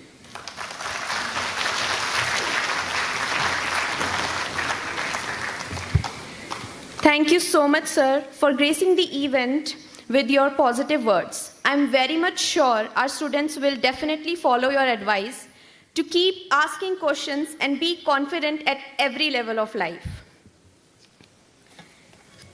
So now, up next, we bring to you a vibrant glimpse of the rich culture and traditions. Our students are here to present the Nevari group dance, a performance that beautifully reflects the festive spirit and heritage of the Newar community. Please welcome them with a big round of applause.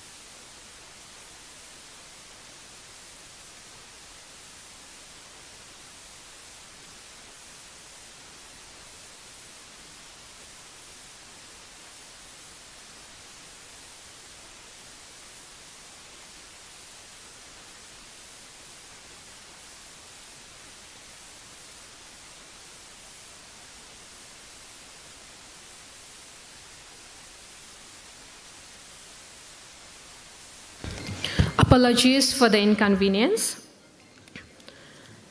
So now it is time to bring some fun and interaction to help our new students connect, bond, and feel home at MSU.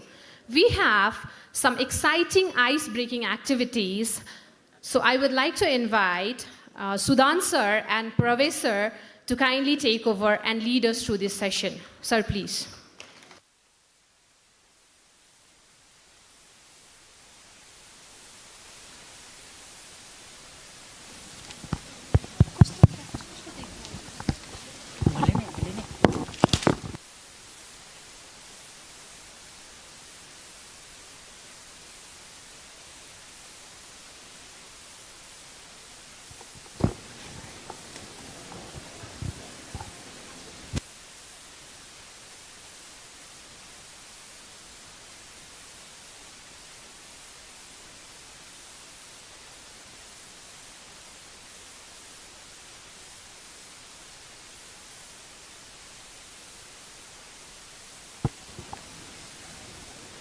Good afternoon, everyone. How is the juice?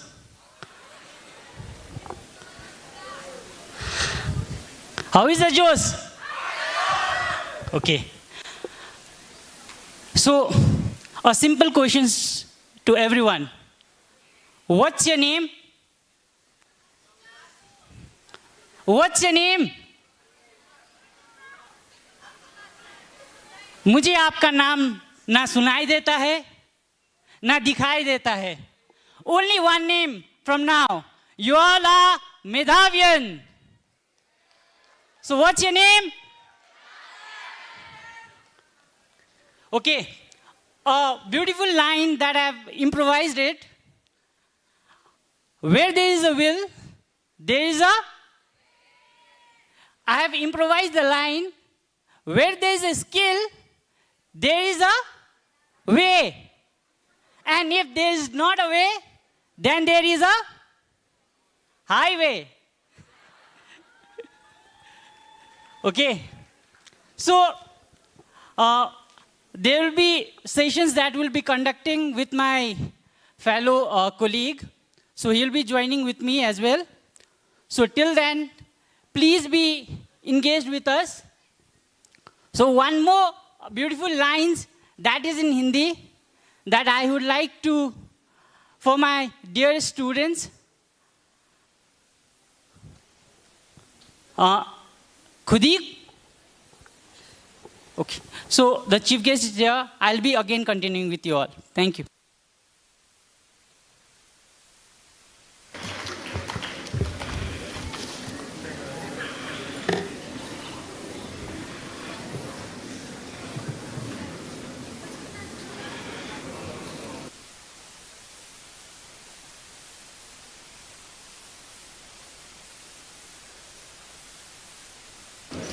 Ladies and gentlemen, may I have your kind attention, please? We are truly honored to announce that our chief guest, Honorable Chief Justice of High Court of Sikkim, Justice Mr. Biswanath Somadar sir, has just arrived. May I request everyone to kindly rise and join me in welcoming our chief guest with a big round of applause.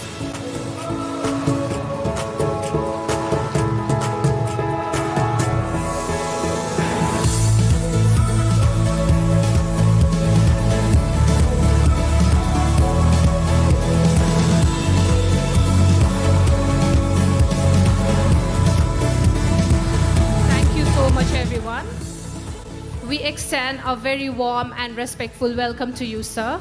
Your gracious presence adds immense value to PRARAMBH 2025, and we are deeply privileged to have you with us today. To begin with the event, the journey of Medhavi Skills University has been one of growth, innovation, and impact. Over the years, MSU has achieved a remarkable milestone that reflects our commitment to excellence in skill-based education and industry-integrated learning. To relive this inspiring journey and celebrate the progress that we have made together, let us now watch a short video on the achievements of Medhavi Skills University over the years. Can we have the video, please?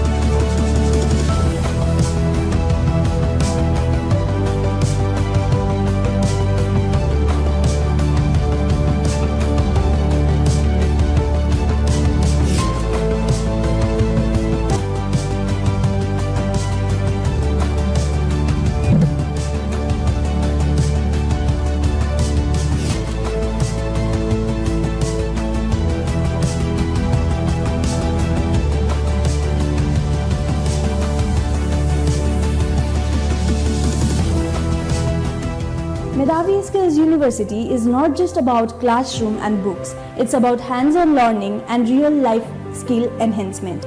We get opportunities like industrial visit, workshop and interactive session with industrial expert. This experience helps us understand the real-world application of what we learn in class. पहले दिन से हम hotel में जा रहे थे, industry का पता चल रहा था, इंडस्ट्री कैसी है, साथ में पढ़ भी रहे थे और कमा भी रहे थे और स्टाइपेंड जो भी था हमारा उसी से हमारी फीस कट रही थी, तो घर वालों पे भी बर्डन नहीं आ रहा था।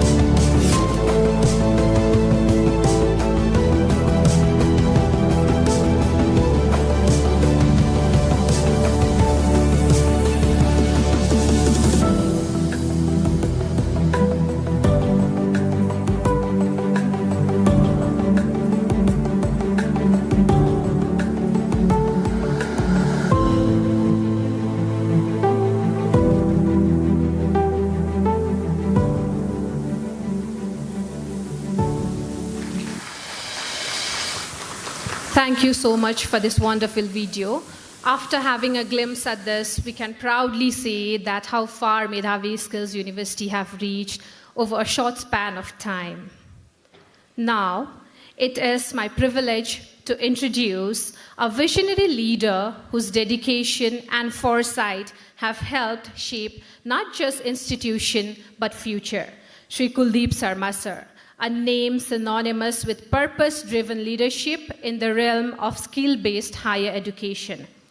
Shri Kuldeep Sarma sir is a co-founder and a pro-chancellor of Medhavi Skills University, co-founder and director of Medhavi Foundation, Medhavi Skills Solution Private Limited, and Medhavi Aspires Private Limited. He also serves as the Vice Chairman, All India Rail Safety Council, and as advisor to National Skill Development Corporation. Under his able guidance, Medhavi Skills University has witnessed remarkable growth anchored in the belief that education must be accessible, industry-aligned, and outcome-focused. His work continues to transform how education and employment intersect in today's India. I now have the honor of inviting Shri Kuldeep Sarma sir to address the gathering. Sir, please.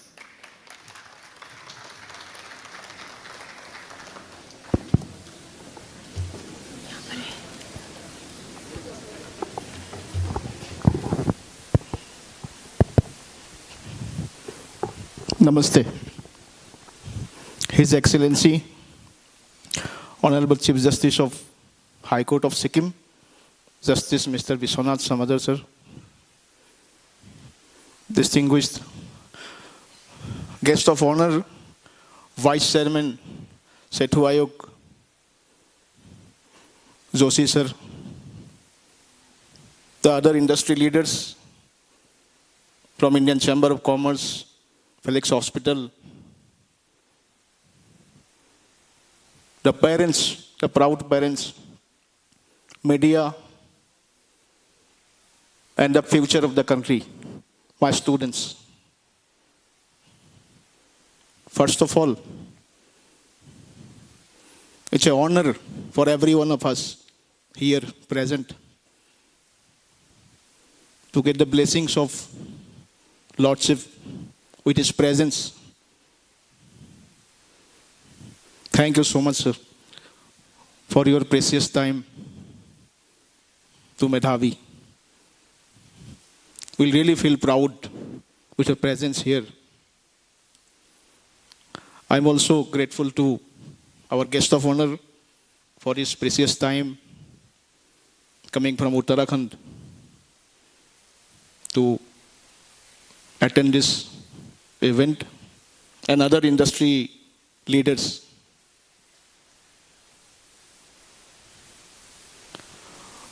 When we planted Medhavi at 2012 in the national capital with my brother Mr. Pravesh Dudani, with a novel vision to make our youth employable and industry ready. Our vision was कौशल से रोजगार तक जाना है और रोजगार से राष्ट्र निर्माण करना है. With that bright vision, we started Medhavi. And Medhavi is not an institution, it's a thought. जो पिछले 13 साल में हम लोगों ने नरिश किया. And today, we stand tall, feel proud with all the national, international collaborations with industries, with governments, with international bodies, different state governments, central governments. And I just remember one great certification we had. With the due permission of Lordship, I want to convey that. We got UGC, NCVT, DGT approvals, affiliations. That is okay. But 2 साल पहले I got a call that Lordship आपसे बात करना चाहते हैं. I jumped from my chair. कि मैंने क्या गलती कर दिया. Then I got the whole Medhavi family. I think we got the biggest recognition. Lordship said that I met your student at Hyatt Regency Kolkata doing OJT. At that time we had, I think, 11 students in the 4th sem, 3rd sem in Kolkata. So he said, आपके बच्चे अच्छा training करे, they are doing very good. So Lordship, thank you so much. We got that certification from you. And it's an honor for the whole Medhavi family that Chief Justice of High Court has recognized the training of Medhavi, that we are doing good. It means we are doing good. And in the year 2022, I made a promise to the parents and all the students of our first batch. That was our first batch, Lordship. I said कि जो parents ने हमारे ऊपर भरोसा किया, जो बच्चों ने हमारे ऊपर भरोसा किया, ये हमारा कमिटमेंट है कि 3 साल बाद हम आपसे पूछेंगे कि आप लोगों को कहाँ जॉब करना है, and we will try to develop the entrepreneurship culture inside you. और आज मैं इस स्टेज से बहुत प्राउड होकर बोलता हूँ that we fulfilled our promise. The whole Medhavi family today is very proud to say 2022 batch जो था उस बैच ने with the due permission of Lordship, I want to convey the data. And everything is very crystal clear. We got 311 students in the first batch. In that, 122 were for diploma and 183 were for degree students. So in our diploma programs, 79 already got job in different parts of the country. 30 opted for higher education, means they took admission, lateral entry in the third year of graduation. And the remaining students, 20 students, some joined government job, some became entrepreneurs, and some refused to join. So that I committed, कि आप लोग join नहीं करोगे, that is not our part. Will give you the opportunity जो हमने दिया. And in the 183 students, I'm very proud to say, all the students now, they're in the final stage of their graduation, in the hardly 20-25 days left.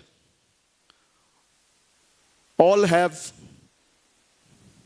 paid internship, and everyone will be surprised to know the stipend they are getting during their internship. In the Department of Management and Commerce, stipend they are getting up to 60,000 every month. In the healthcare, that segment, those who opted for government hospitals like STNM and other government hospitals, of course, they're not getting stipend, but the others, like the optometry students, they're getting up to 38,000 stipend per month. And Medhavi is known for hospitality and healthcare only. In hospitality, we had 23 students, the first batch. 19 of them already got job. They got their appointment letters. It's a very attractive package of 30 to 40,000 per month. And the remaining 4, they're joining in next few days. So that is the example we have shown to the country, that in this 1200 university, including all the private, deemed government, state government, central government, we set an example that university is not to issue the degree certificates only. We build career. Your future will show you the future. That is your call, whether you want to take the opportunity or not. And today we are so much equipped with all the equipments, or here the equipments is our industry connect, government connect, tie-ups, collaborations. We can give you the options, we'll give you the options. Which country you will choose after 3 years and during the program. And I'm very happy to inform everyone that we have in our overseas wing, we already have a foreign language cell. We have already launched German language, Japanese language. As my chancellor already said, that already our student has joined in Germany in Mercedes-Benz at a salary of 50 lakhs per annum. That shows the commitment of Team Medhavi to our youth. And in the coming years, let's not wait for a few years until next year. We are sending the BSc nurses, from the automotive sector, from hospitality sector, to countries like Japan, Germany, Singapore, South Korea. And in next 15 days, we are going to sign with an institution from Singapore who will engage our students, especially in hospitality. So that kind of tie-ups we have developed over the years. And I'm really grateful. In fact, the whole Medhavi family is grateful. The support we got from different great personalities of the country, Lordship, from you, from other people who guided us, who supported us in our vision to make this country jumping from the fourth largest economy to the largest economy in the world. ये बच्चों आप लोगों को करना है. ये with the future.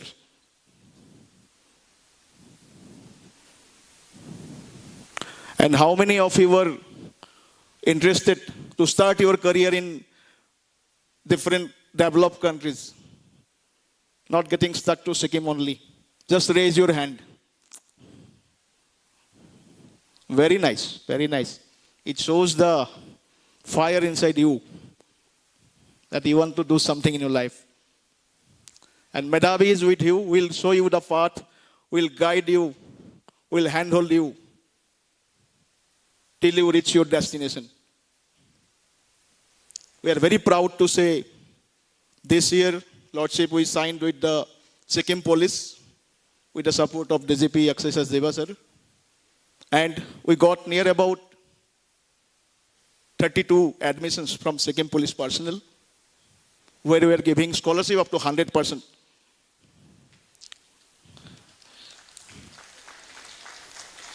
The defense forces, as everyone can see in that video, we signed with all the 4 wings of our defense, Indian Army, Indian Air Force, Indian Navy, Indian Coast Guard, with the paramilitary forces, Assam Rifles, CRPF, Sashastra Seema Bal, and different police departments in different states. We got admission from the defense forces, wards of defense forces, defense personnel. This year, we got 24 admissions, especially from Indian Army and Assam Rifles and CRPF. And that is our contribution to the growth of the nation. We are giving scholarship up to 100%, 50% to 100% scholarships. And my dear students, you will be very happy to know that we have a separate scholarship cell for you. Let me tell you, 33% of our students already got scholarship under different schemes of central government. Let it be especially for ST students, scheduled tribe students, scheduled caste students, Isan Uday, everyone knows. So we will do all the hand-holding. We have a separate cell for that. You will not be left कि आप लोग खुद ही form भरो, sign, submit करो, not like that. We will guide you. And we are very proud to say, we did all the follow-ups and up to 1,05,000 of yearly scholarship the students got. Till now, 287 students got scholarship under different provisions of government. As my chancellor already mentioned, regarding the holistic growth to make you ready to be a warrior for your next journey of your life. So here we'll do our best to groom you, to make you ready to fight. And I have strong belief with my team members, the bright team members, who contributed from 2012 till now to make Medhavi as we are today. They will definitely groom you at that level. And the data I just mentioned, it will be repeated.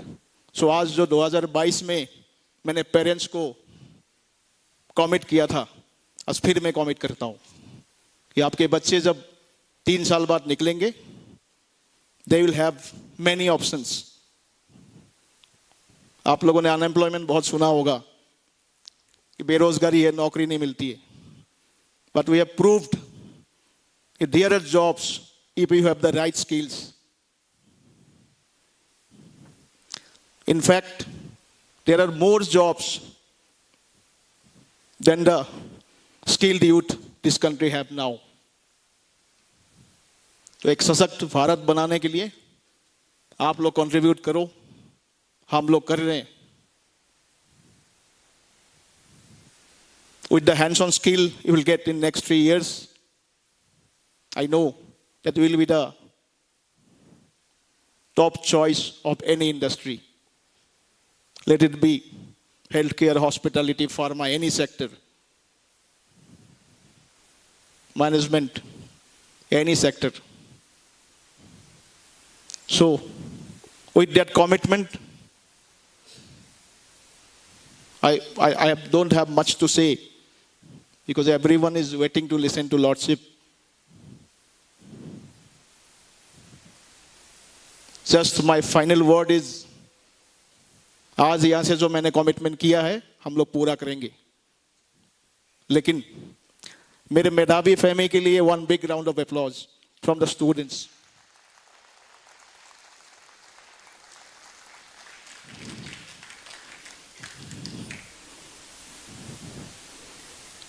और माँ के आशीर्वाद के बिना कोई काम संभव नहीं है.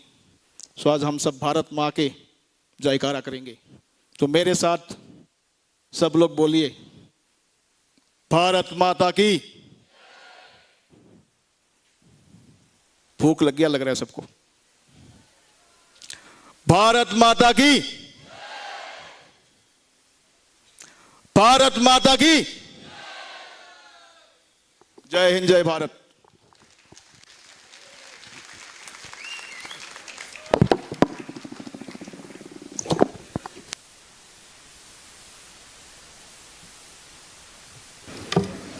Thank you so much, sir, for sharing your invaluable words with our students. And now the time has arrived that we all have been waiting for. The address by the Honorable, the Chief Justice, High Court of Sikkim, Mr. Justice Biswanath Somadar. Before I invite sir to the dais, allow me for a brief introduction. Born on December 15, 1963, the Honorable, the Chief Justice, High Court of Sikkim, Mr. Justice Biswanath Somadar, has had a distinguished legal and judicial career marked by a profound expertise and significant contribution to the Indian judiciary. He completed his BA and LLB degrees from the prestigious University of Calcutta, laying a strong foundation for his illustrious career in law. Further enhancing his skills, he pursued a certificate course on office automation tools under the Computer Education Program of the Regional Computer Center, Calcutta. The Honorable, the Chief Justice, High Court of Sikkim, Mr. Justice Biswanath Somadar, was enrolled as an advocate on July 21st, 1989, and quickly established himself as a prominent lawyer. He practiced extensively in the High Court of Calcutta, the Supreme Court of India, and also appeared before the Custom, Excise and Service Tax Eastern Regional Bench. His legal practice encompassed a wide array of areas, including constitutional laws, with a focus on custom and central excise, FERA, telecommunication, education, service, and income tax. Additionally, he handled arbitration, company, revenue, civil, and criminal matters, specializing particularly in revenue, arbitration, and constitutional law. Sir has also served as senior counsel for the central government of High Court of Calcutta, where he was recognized for his legal acumen and dedication. He also held the position of Honorary Joint Secretary of the Bar Library Club of Calcutta High Court until shortly before his elevation to the bench. On June 22, 2006, the Honorable, the Chief Justice, High Court of Sikkim, Mr. Justice Biswanath Somadar, was elevated to the bench of the High Court at Kolkata as a permanent judge, marking the beginning of his judicial career. His dedication to justice and legal administration was further recognized when he was appointed as the executive chairman of the State Legal Service Authority, West Bengal, by the government of West Bengal on November 5, 2018.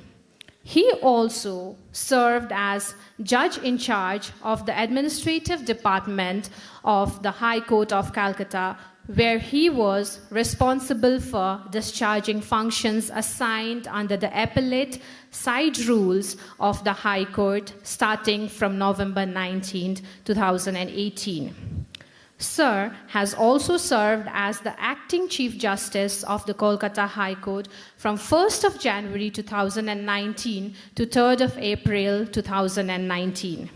His judicial journey continued when he assumed charge as a judge of Allahabad High Court on 17th of October 2019.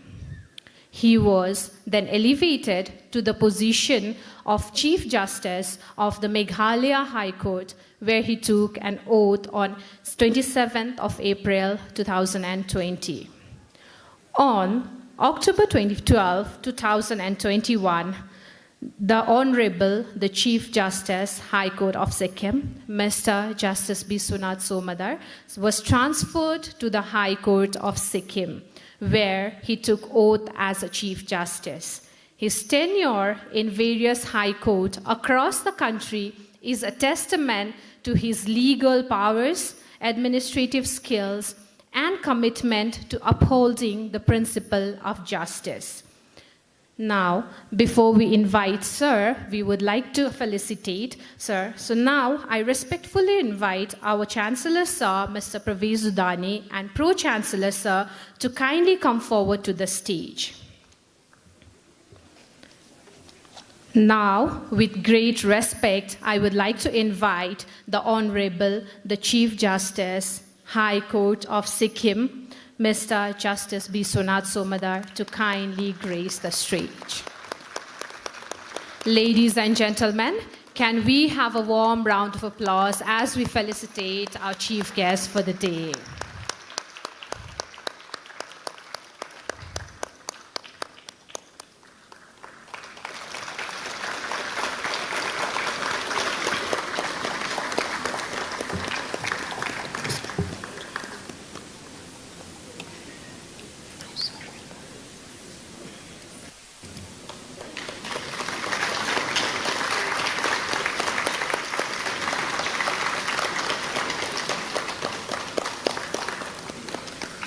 Thank you so much, sir. May I now request, sir, to kindly address the gathering and share your invaluable insight with us. Sir, please.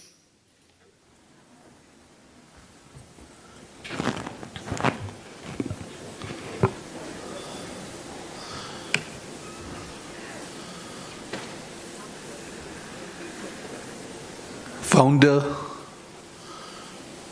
Shri Pravesh Dudani, co-founder Shri Kuldeep Sharma, members of this august gathering present in the auditorium, parents and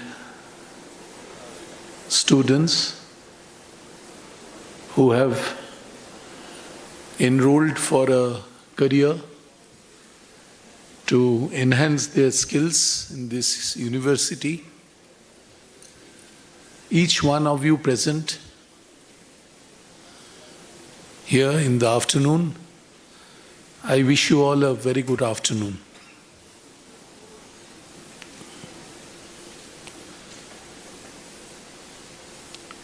I was wondering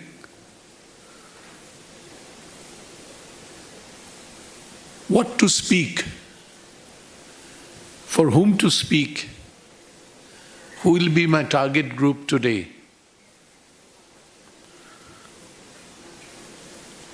So after some thought, I knew what to speak about. But I'll come to that in a moment. But my target group, that is whom to speak, is the group of beginners or students who have just entered the university to get themselves equipped with the skills which will not only allow them to earn a living and live with dignity, but also how to survive in a very fast evolving world.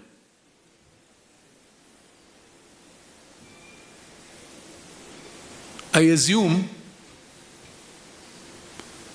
that the intake of the students are mostly those who are in their teens or in their early 20s. Today I will not bore you with Gyan,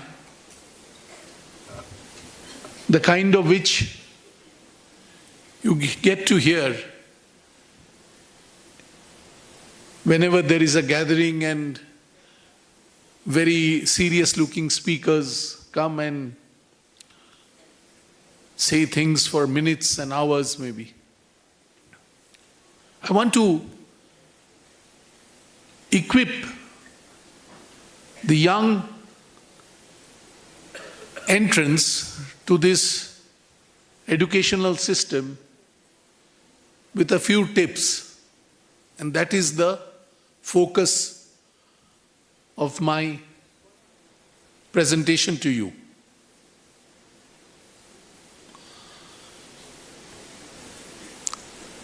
Before I venture to speak on the subject which I have chosen, I would like to ask the young new students, what do they do when they are not studying? Can one or two of you answer? Just raise your hand. Just raise your hand. When you are not studying.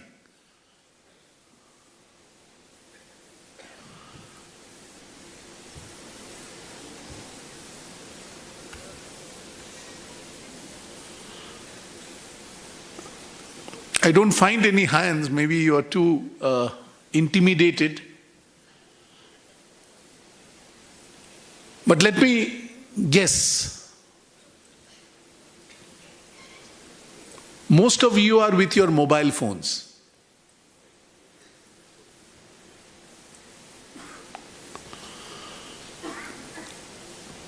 Most of you are trying to make Instagram reels.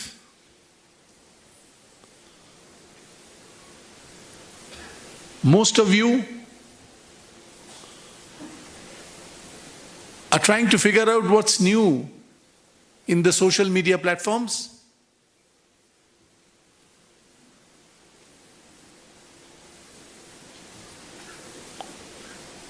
Most of you are on online gaming, online chats, and whatever the internet presents to you.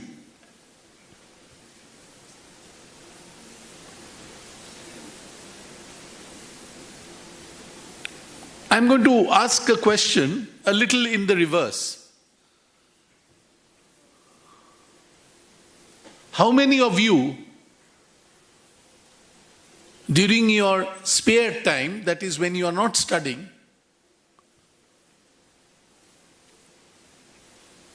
spend your time in a library? Can you raise your hand?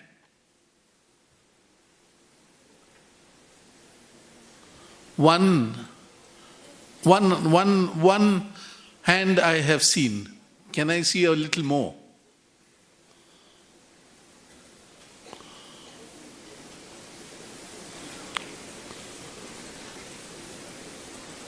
We don't see more. And that exactly is my concern.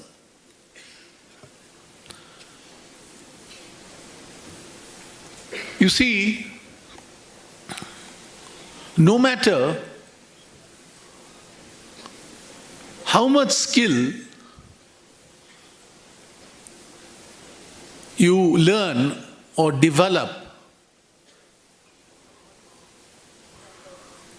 while you are getting yourself educated in a system, for example, the system as will present before you through this university,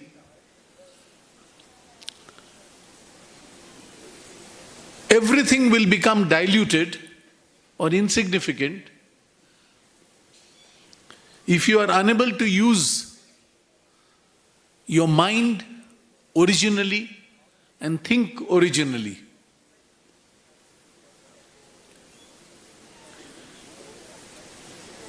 The unfortunate part of the internet revolution is the slow and deliberate destruction of your original thinking process. If you have a question of which the answer is not known to you, I think 80% of you will open your mobile phone, put the search mode on, and the Google will come up with some answers through AI or otherwise, and you are satisfied. But let me assure you that 70 to 80% of these answers may not be correct. How then will you know whatever that comes to you easily is not necessarily the best? For that, perhaps the only option is to use your mind judiciously, originally, and not become a victim or not become compromised with whatever that comes through the information network which we know as the internet. I am not at all saying that do away with the information that comes your way. But the problem that I am trying to signal or flag is something else. That is, you have to be trained properly to choose what information you must collect and what information you must discard. And that is possible when you acquire the skills to choose between the good, the indifferent, and what should not be touched. And that is why you should read, you should learn, you should pay more attention to developing your mind as originally as possible without being influenced by whatever that comes your way easily. If you have a question, how many of you go back home to look up the dictionary or the encyclopedia? You don't. Because you have a small electronic device very near you, And it's so easy to get the information. But when you acquire the skills, I think the topic, what is being here, as I see, is param, which is, I think, the beginning. If the beginning is faltered, then along the line, it may not be rectified. So when you are making a beginning, young students, this is my request to you, is try to develop a mind of your own, an original mind, a mind that gets enriched by reading, by listening to good music, by watching good movies. There are many things, by taking active part in sports, by taking active part in adventure sports, by going into nature walks. There are so many things. Getting more acquainted with your environment, which is in a very fragile shape. These are the ways to allow your mind to evolve originally. But if you get enslaved, your mind gets enslaved with that little device which is taking all original thoughts away, then whatever skills, no matter whatever skills the university teaches you, you will be a gulam or a slave in the hands of your device and unable to do anything better to augment your skills. I am saying this because slowly I notice that there is a disconnect between what is reality and what is delusional or illusory. The delusional or illusory aspect is dreams that are woven into our mind through whatever comes your way through the information network. The reality, of course, is otherwise. The unfortunate part is there is no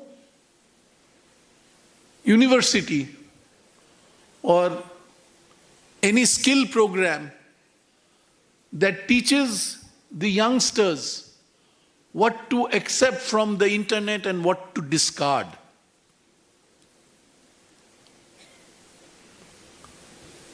There is no orientation program or skill training program. So what happens is young, vulnerable minds, teenagers or those who are in their 20s, they do not know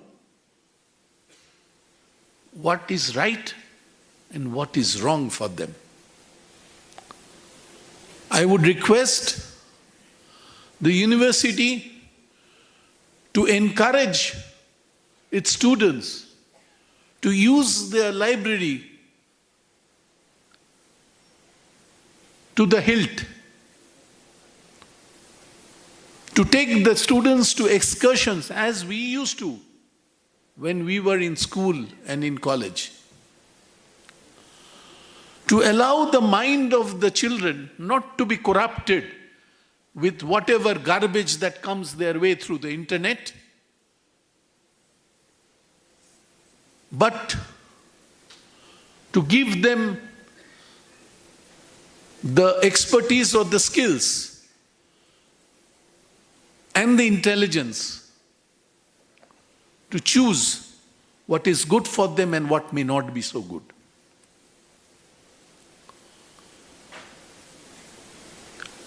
When I came here, I thought of saying this, sharing this, because I feel that time has come for us to dwell on this issue which I have flagged today while addressing all of you. If the mind has to develop, if a young impressionable mind has to develop, if the young impressionable mind has to get itself equipped with the skills to allow that young adult to sustain himself or herself and also be a responsible citizen in years to come, we must start thinking originally, we must start thinking differently, and we must come as close to reality as we can. I have flagged a few ways we can do it. One can spend some time in the library. One can read good books. One can watch very good movies. One can take long walks. One can do trekking. One can do a little bit of nature walk. And one more thing one can do. Small groups of students meeting for an hour or so and discussing about issues which concern not only them but the world as they know it.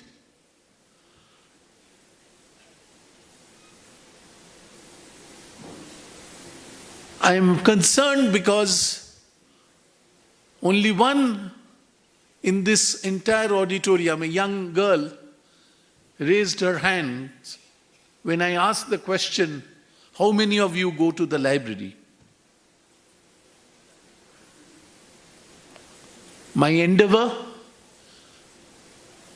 today is to give you an insight as to how all of you can have a better tomorrow than what it is today.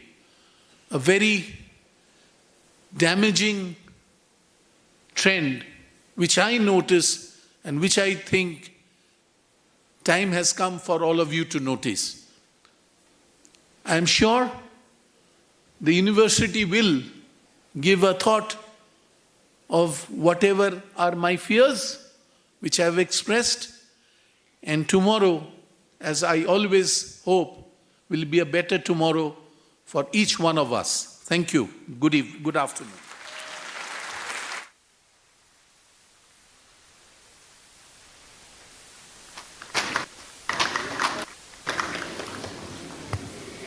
Thank you so much, sir, for your words of wisdom will guide our students to walk the path of integrity, responsibility, and excellence. We are truly deeply grateful for your presence today. And now, to carry forward the spirit of celebration, we present a captivating traditional fusion dance, a lively blend of the rich cultures of various communities of Sikkim. Please welcome them with your warm applause.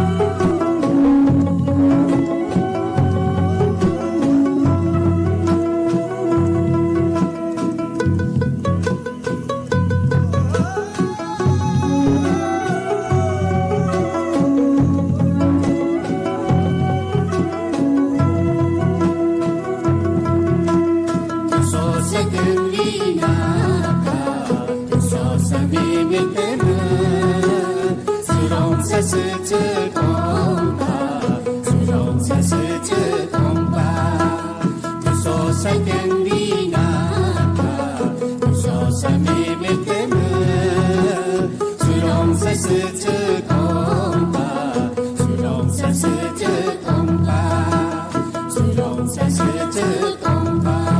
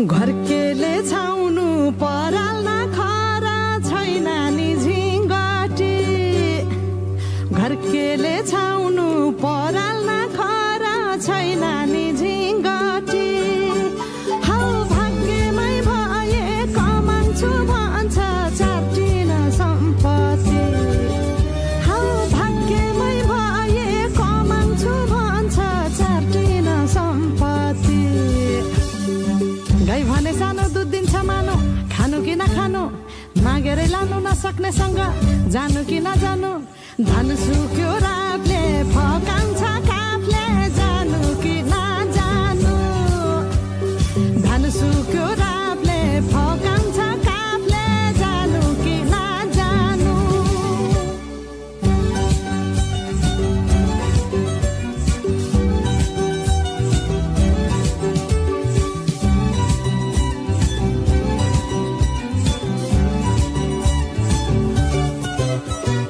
बाँझो खेतमा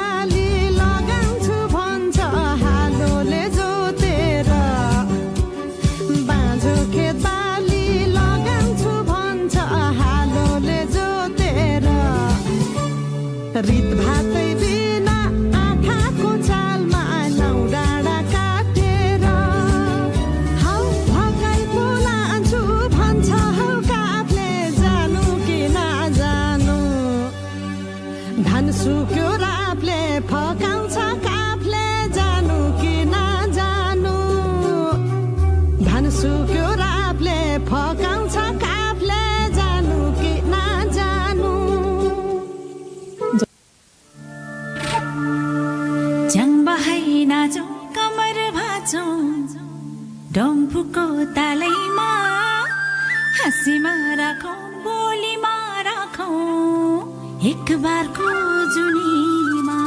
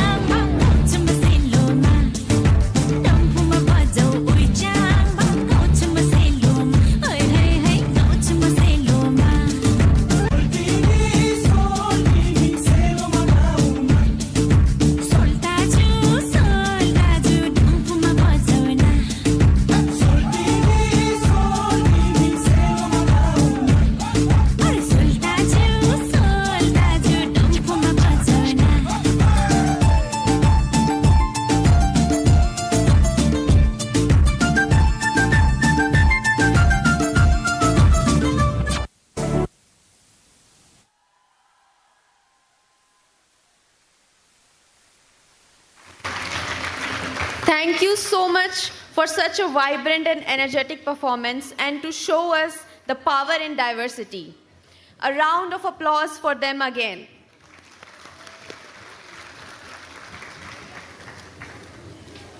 And now, it's time to freeze these moments forever. I request all of our dignitaries and the whole MSU team to please come forward and join us for the group photographs. Let's capture the smiles, the spirit, and the togetherness of PRARAMBH 2025. This is going to be a memory we will all cherish for years to come.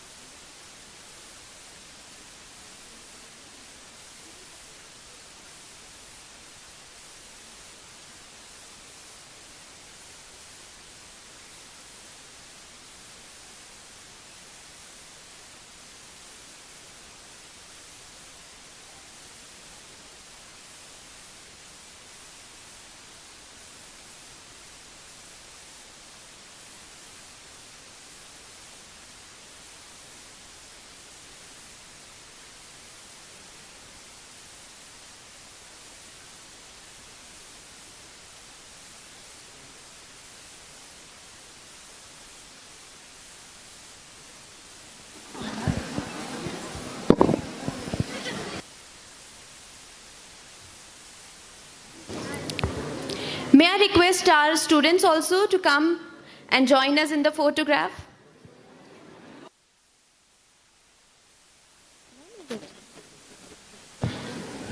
Kindly please remain seated. Thank you.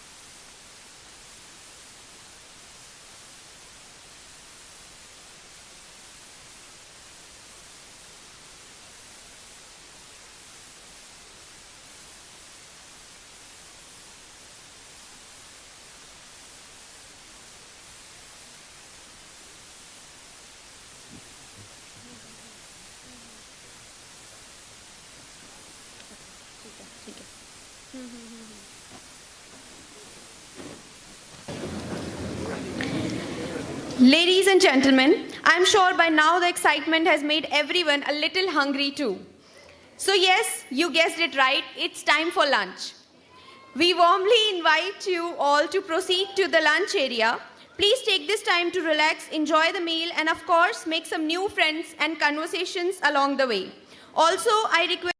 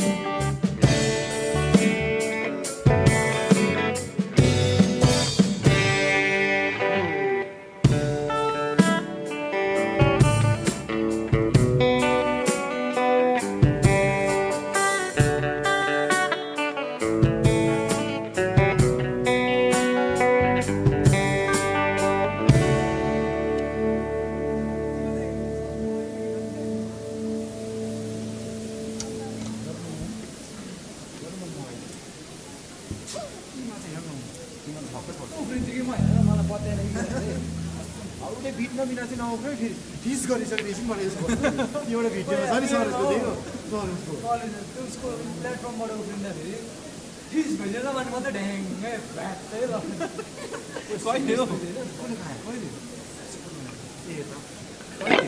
कहिले जस्तै फेस्टमा यादै भएन मैले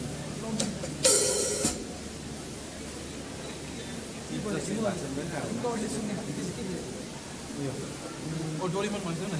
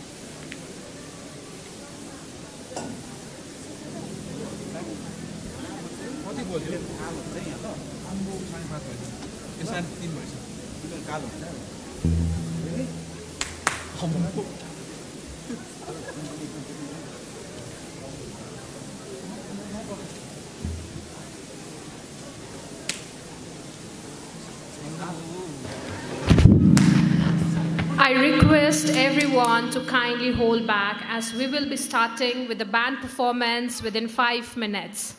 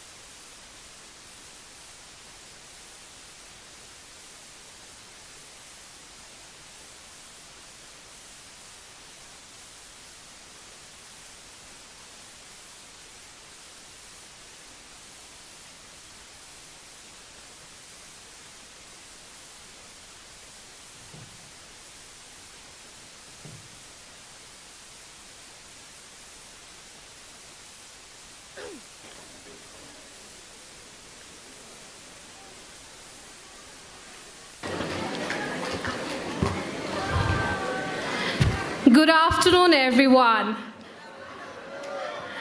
Now it is a time to add some rhythm and energy to our celebration. The heartbeat of Medhavi Skills University lies not only in academics, but also in creativity and talents of our students. It is also my honor to announce that they are also the winner of PRARAMBH, which was held at SMIT. So get ready to experience the power of music as the University Band of MSU, Abhishek and the Troopers takes the stage. Let's cheer for them with a big round of applause.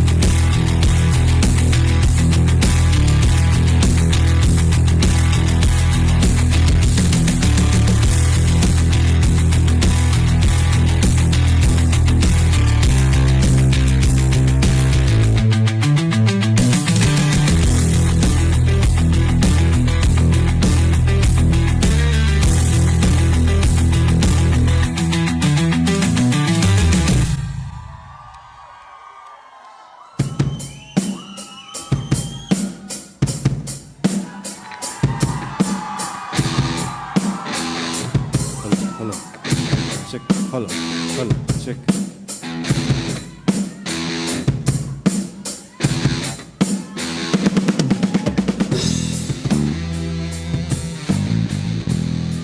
Are you ready?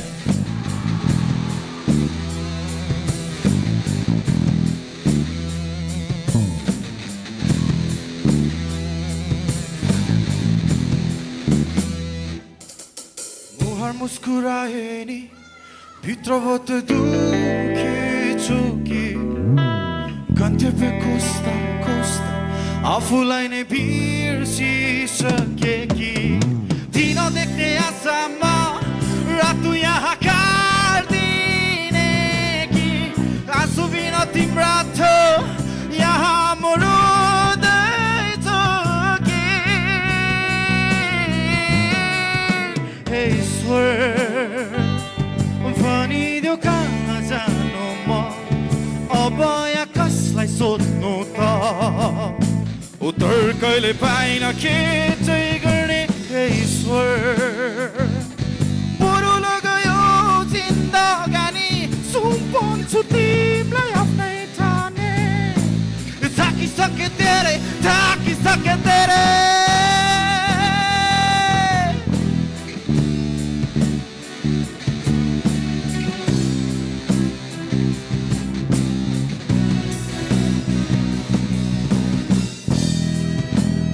फसलो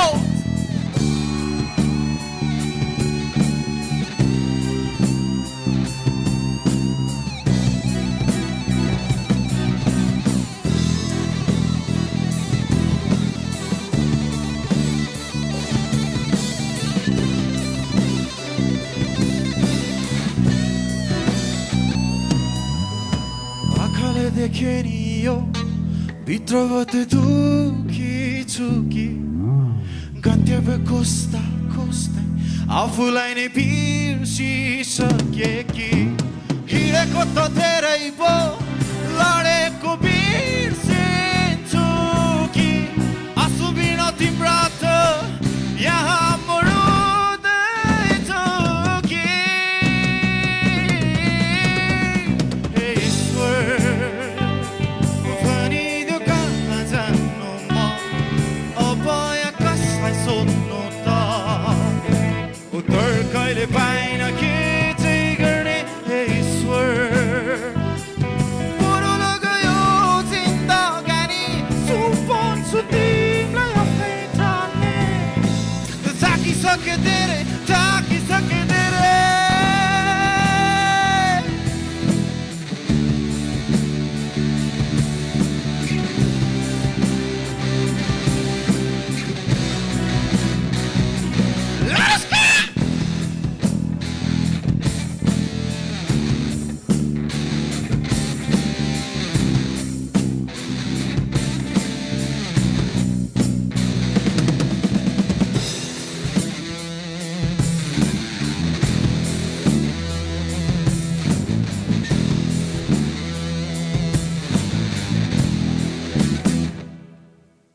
Thank you, everyone. So, we are the Abhishek and the troopers from Medhavi Skill University. And in lead guitar, we have Mr. Saroj Khati. And in keyboard, we have Mr. Absalom. And in bass, one and only the rocking lady from a band, Miss Anusa. And in bass, drum, we have Bises. And myself, Abhishek Grum. So next song we are going to perform Deen by Anuprastha. Hope you guys will like it.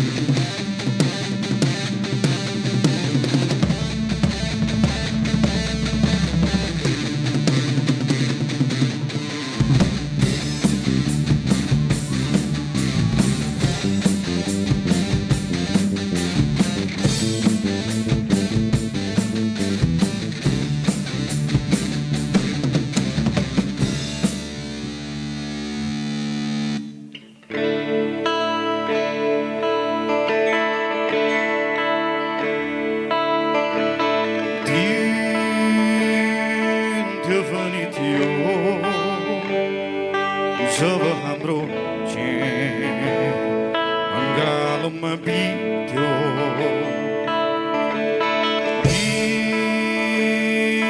यस्तो पनि रहेछ छुटिएर पनि बाँच्नु पर्यो मेरो चाहिँ तिम्रो पनि बाध्यता थियो होला कापुसको बिछोडमा पनि तिमी पनि त आयौ होला अब सत्य जिन्दगीले तिम्रो माया पाउन सकिन सिसुमिसुमा मेरो शून्यतामा बिलाउनु थियो बिलाइ गयो कोही छैन अब मेरो अरू धाना सुन्ने कोही छैन अब मेरो अरू ताना सुन्ने आउने आँसुमा नै बाँचिरहनेछौ अब सकियो जिन्दगीले तिम्रो माया पाउन सकिन सिसमिसमा मेरो शून्यतामा मिलाउनु थियो बिलाइ गयो त्यसैले नै अब तिमी फर्कन त्यसैले नै अब तिमी फर्कन आउने आँसुमा नै बाँचिरहनेछौ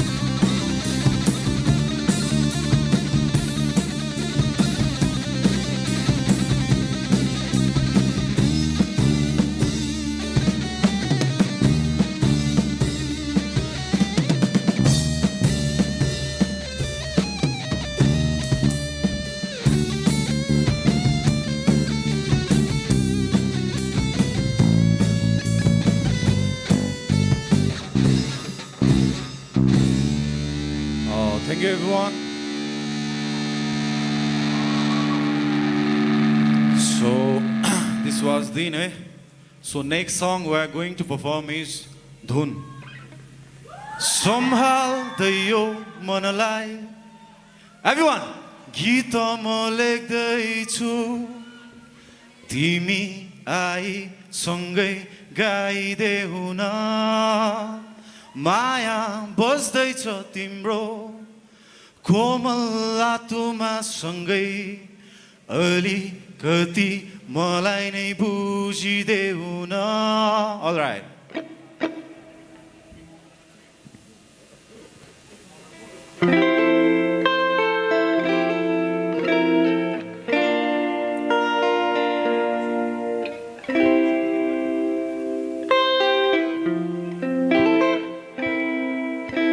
सम्हाल्दै यो मनलाई गीत म लेख्दैछु तिमी आई सँगै गाइदेऊ न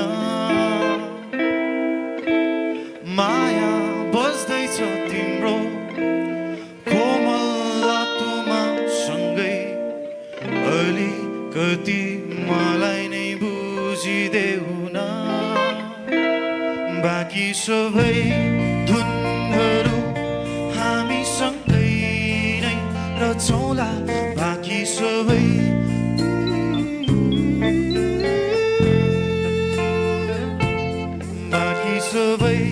धुनहरू हामीसँगै नै रचौँला बाँकी सबै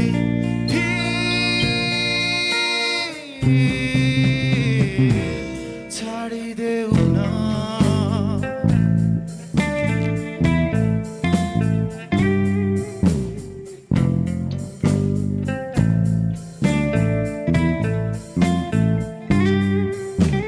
शब्दले नपुग्ने बोलीले नबुझे मायाको भाकाले बुझौँला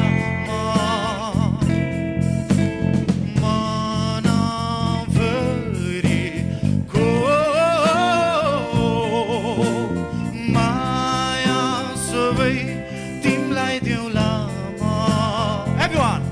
बाँकी सबै धुनहरू हामीसँगै नै रचौँला बाँकी सबै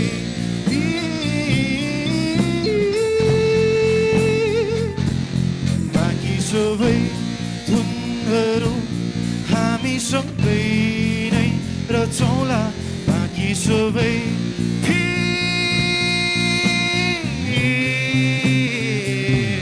छाडिदेऊ न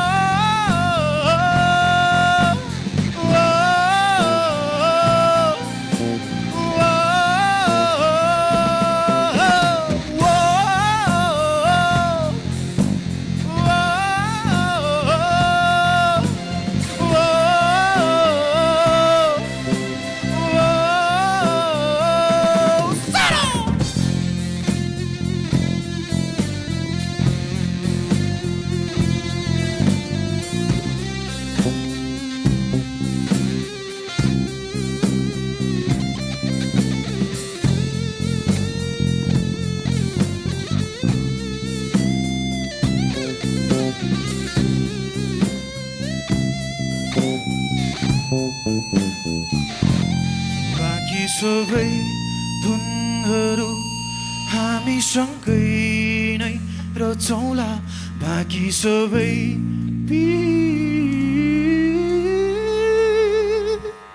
thank you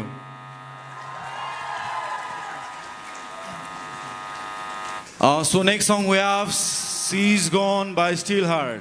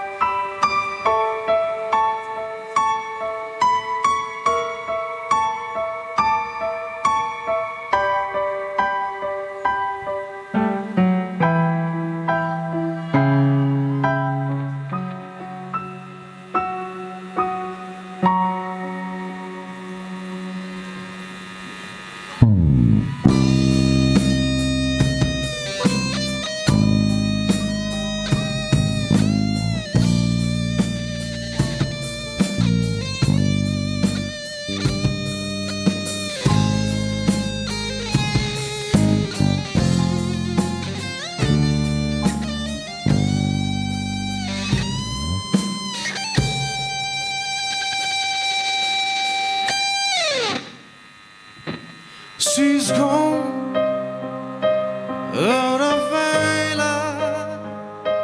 I was wrong when too late. I was so untrue.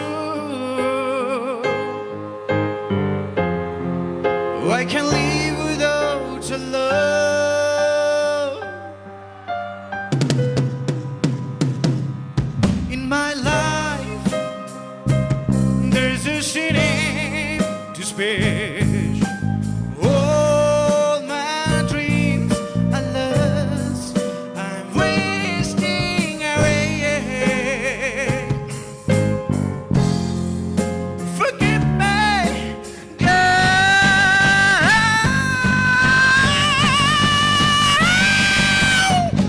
lady.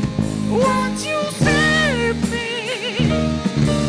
My heart belongs to you. Lady, can you forgive me for all I've done to you? Lady, oh lady.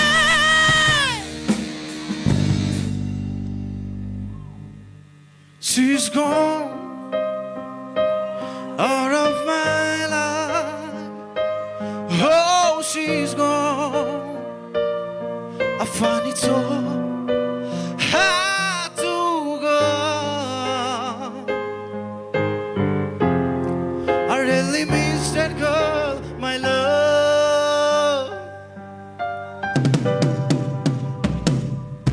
Come back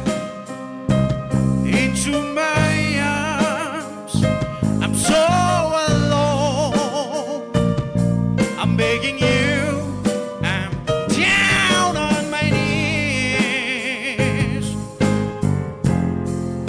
Forgive me, girl.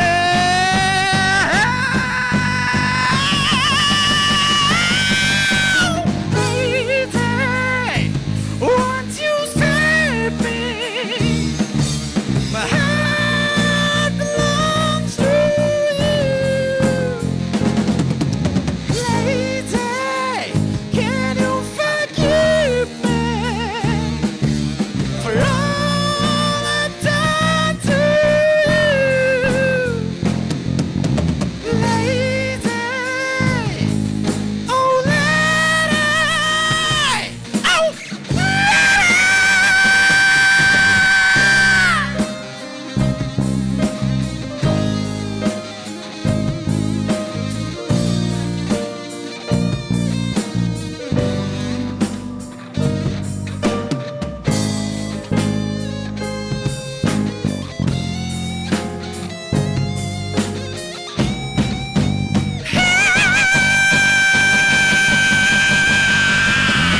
lady, won't you save me?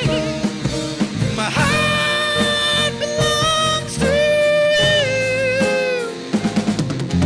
Lady, can you forgive me for all I've done to you?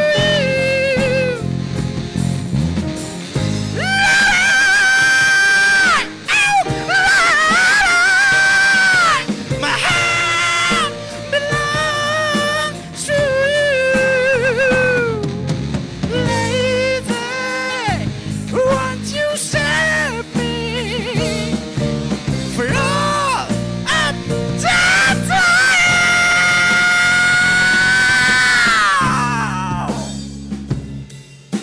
Thank you, everyone.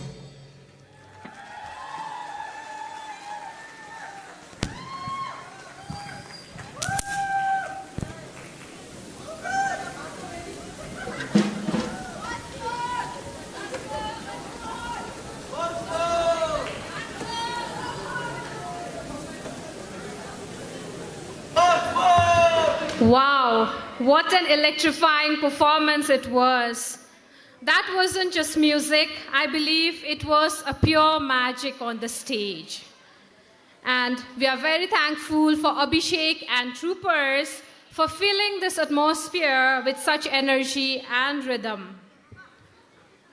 Now, as we have come to the end of our events, last but not the least, we would like to have a dance performance that is a Newari group dance performance. Can we have a student on the stage, please?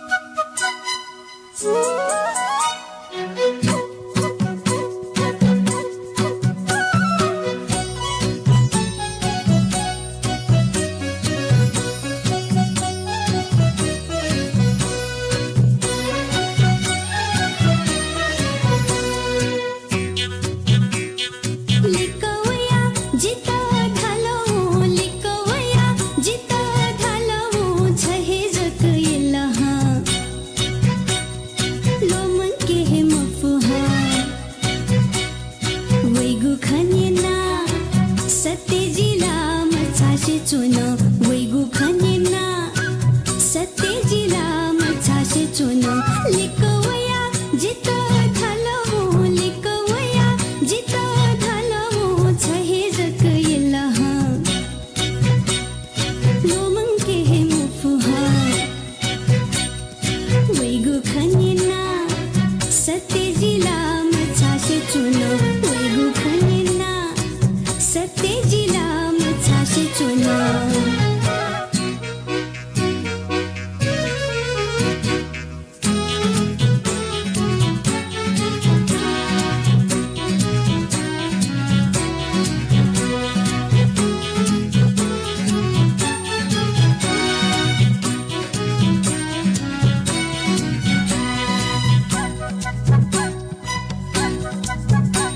नीला नीला बसंत ऋतू आला जिगु मनवते हे प्याख होला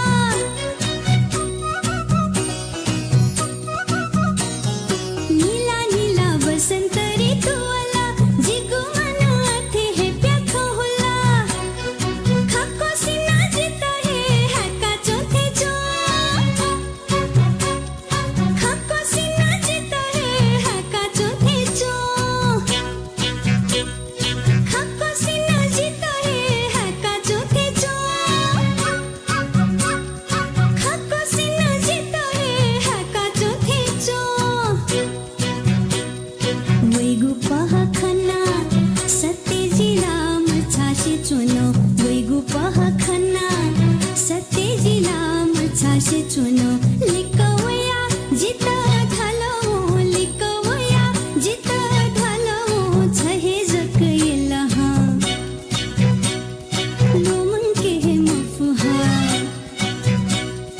वैगु खनिना सत्यजिला मछाशे चुनो वैगु खनिना सत्यजिला मछाशे चुनो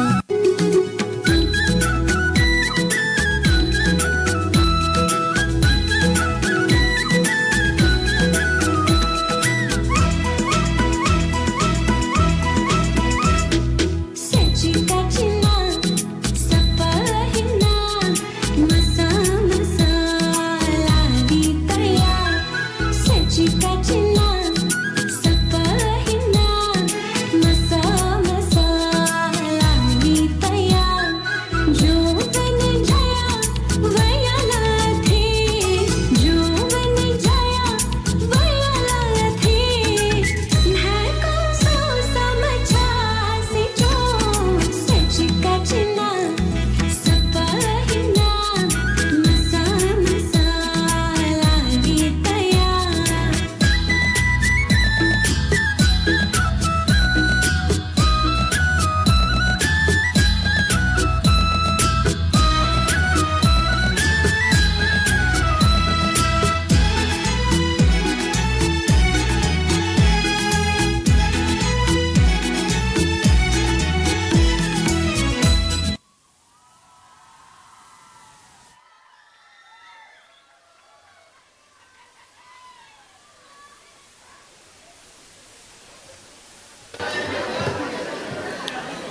Thank you so much, dear students.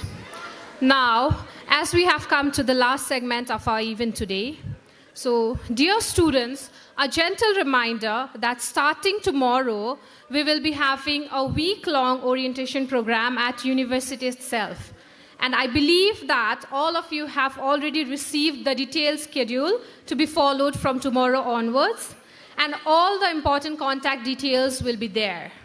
Kindly note that your participation is mandatory, so please make sure to attend all the sessions without fail. We look forward to seeing you all tomorrow as we begin the important journey together. Now,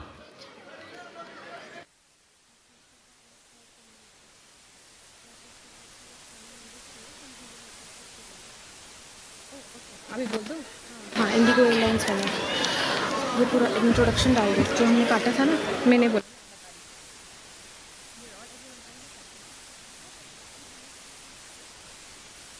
requesting everyone to settle down.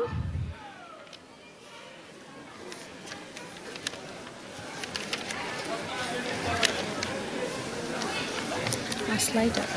Wait. Sir ने अभी live बंद करा है कि उनको live नहीं चाहिए okay so live बंद करा है मैं भी बता दूँ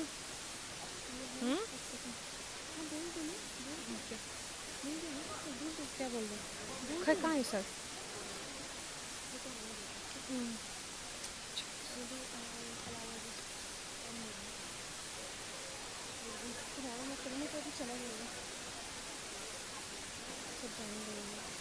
Requesting everyone to kindly settle down. Kindly allow us 2 minutes.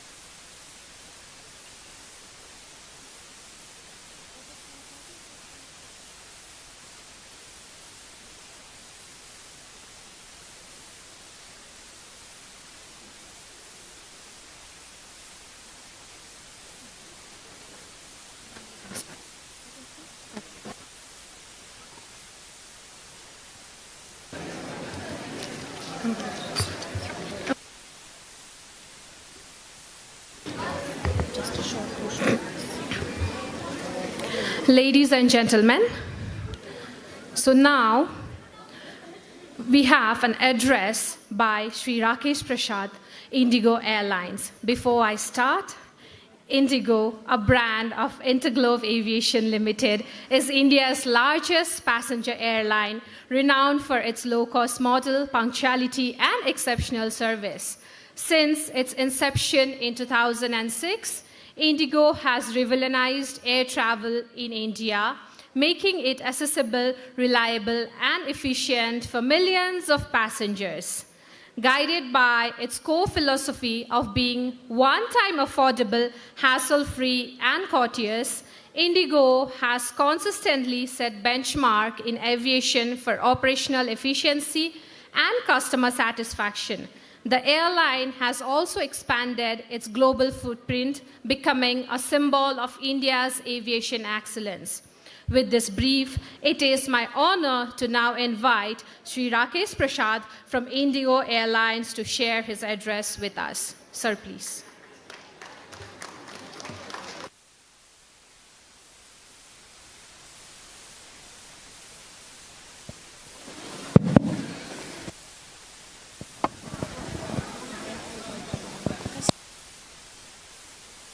This is not the ye vest.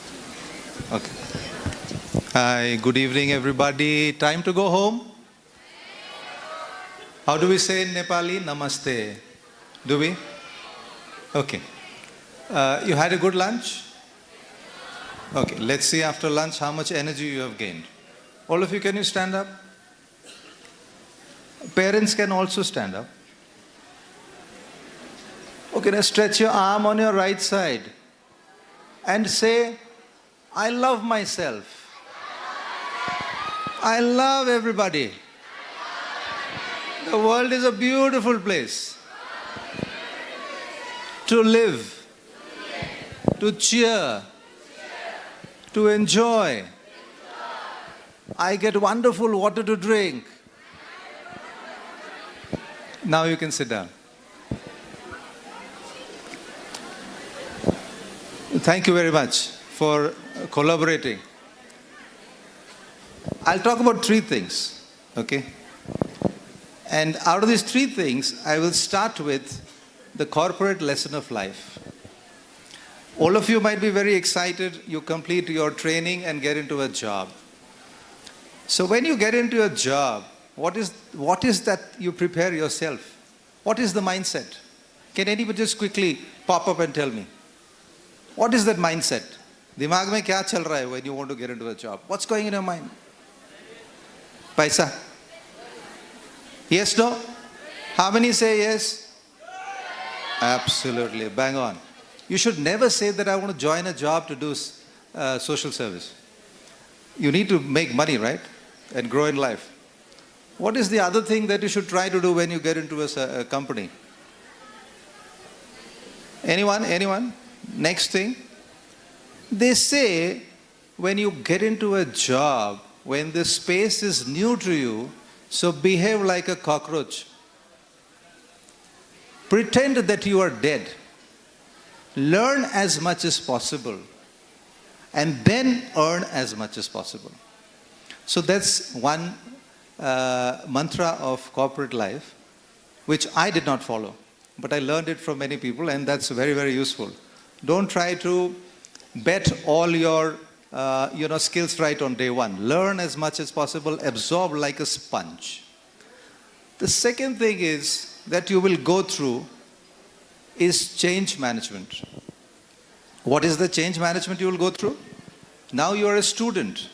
Later, what will you become? You'll become a corporate.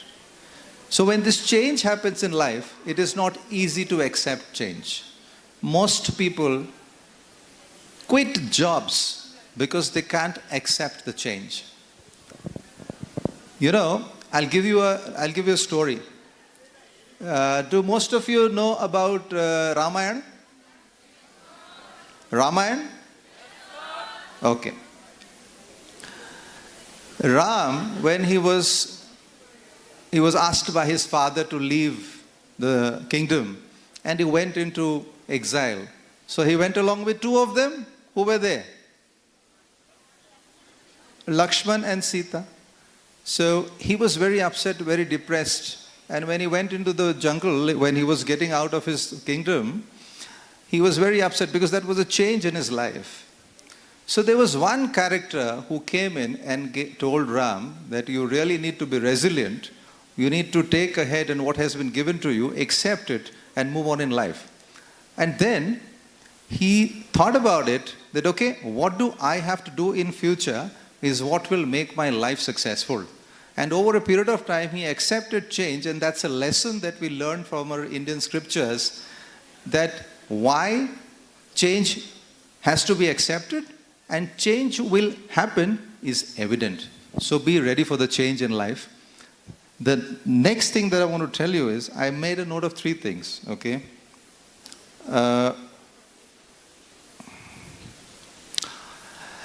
Okay, interesting story.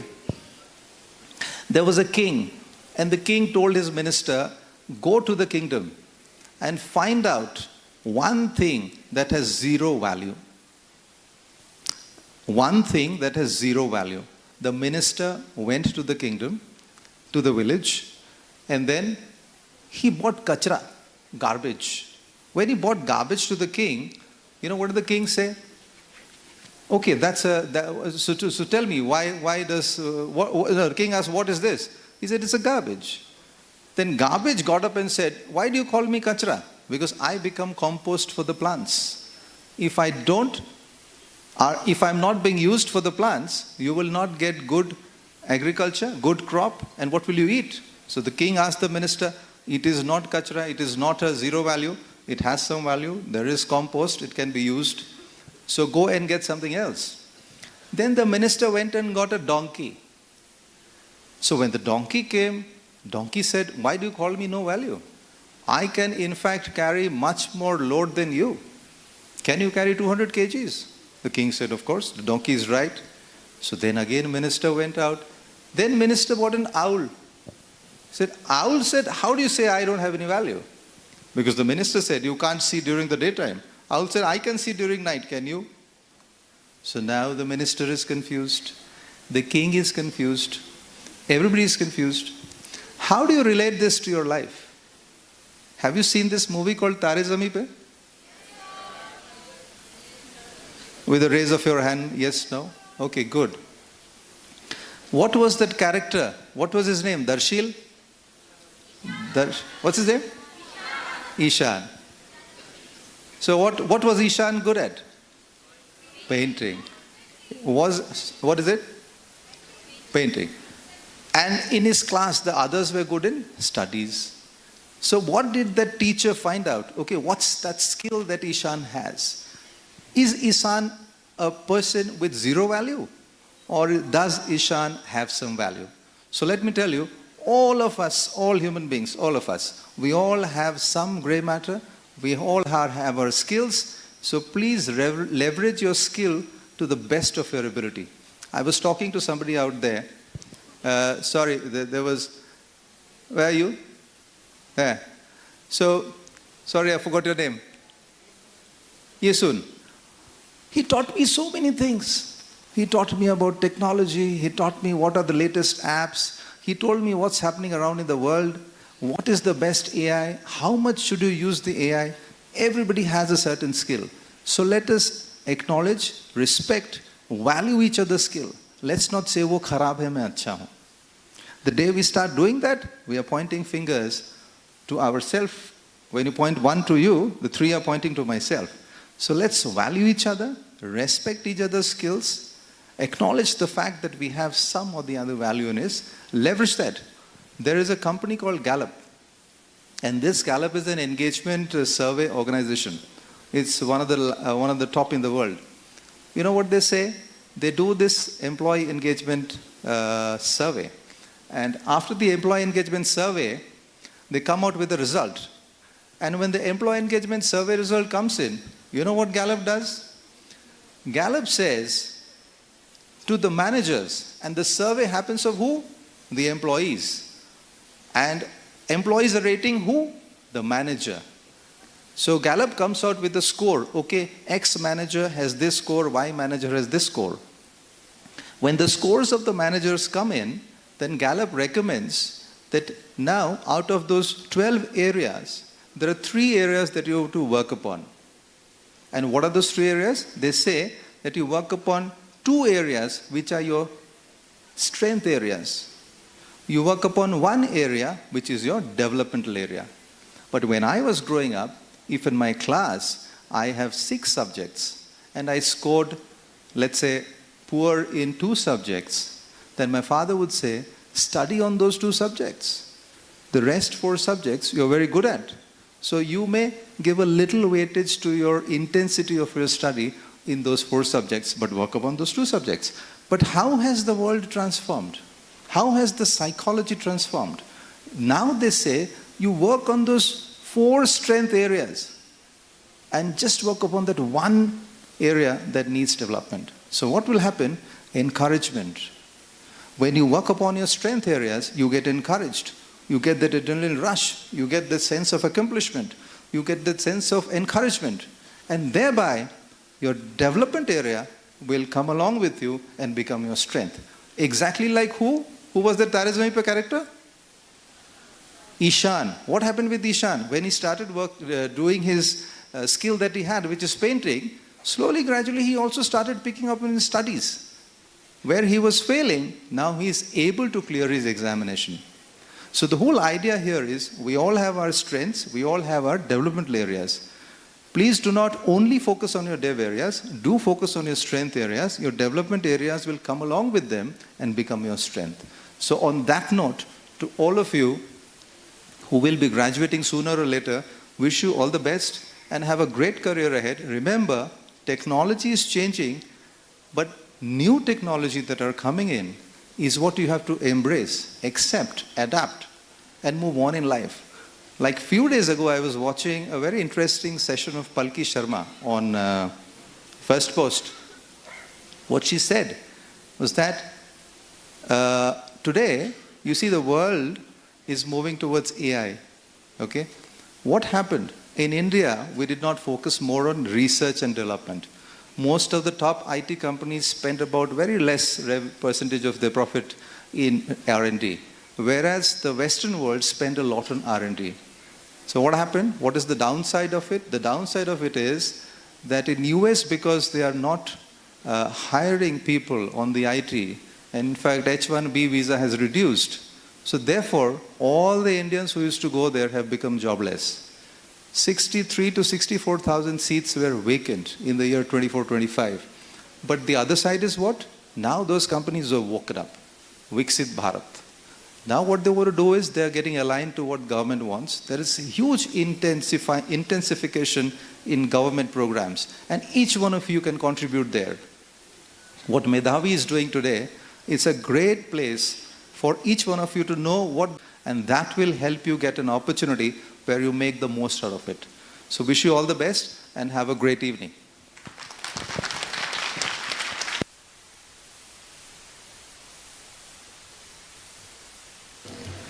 Thank you so much, sir. Okay, moving next. It is a moment of immense pride for all of us at Medhavi Skills University as we celebrate a remarkable national achievement. In the prestigious Outlook IQ Rankings 2025, MSU has been ranked 4th at the national level. This recognition is not just a number. It reflects the dedication of our visionary leadership, the commitment of our faculty, and the hard work of our students, who continue to make Medhavi stand apart. Let us all take a moment to applaud this outstanding milestone that places MSU among the leading institutes of our country. To mark this special milestone, I would now like to invite our Honorable Chancellor Sir and Honorable Pro-Chancellor Sir to kindly join us on stage for a symbolic moment of celebration. Let us all cherish this achievement and capture it in a memory.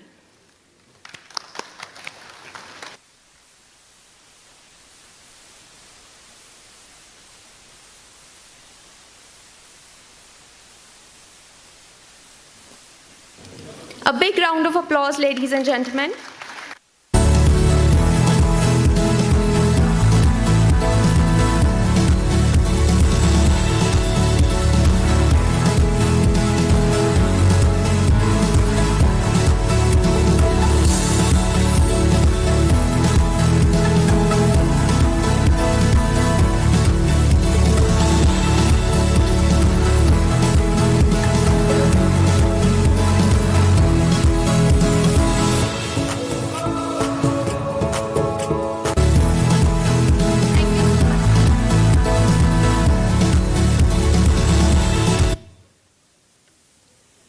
Memorable event is made possible by the collective efforts, dedication, and support of many hands and hearts. To formally express our gratitude, I now invite our respected Deputy Registrar, Dr. Siddharth Shankar, to deliver the vote of thanks.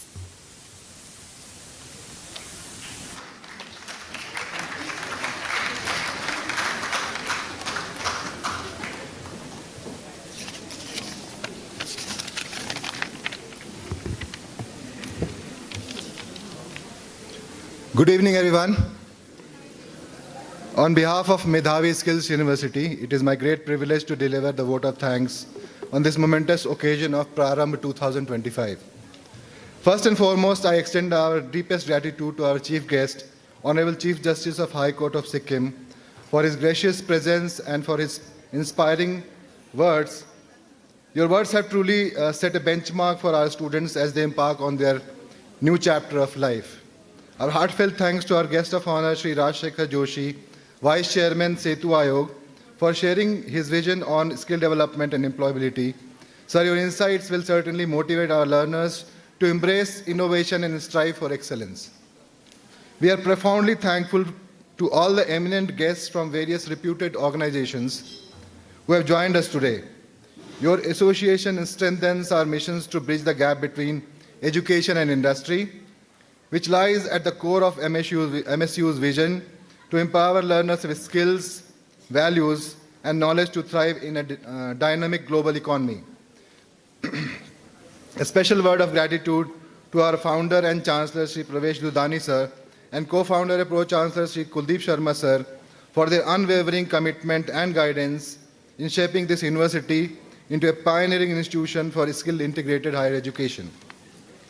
We also extend our appreciation to our friends from press and media for their continued support in amplifying our mission and achievements.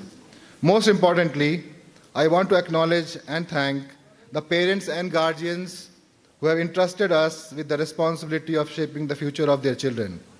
Your trust is our greatest motivation, and we assure you of our dedication to nurture them with knowledge, skills, and values. Last but not the least, to our new students, this day marks the beginning of an exciting journey. Remember, at MSU, learning goes beyond classroom.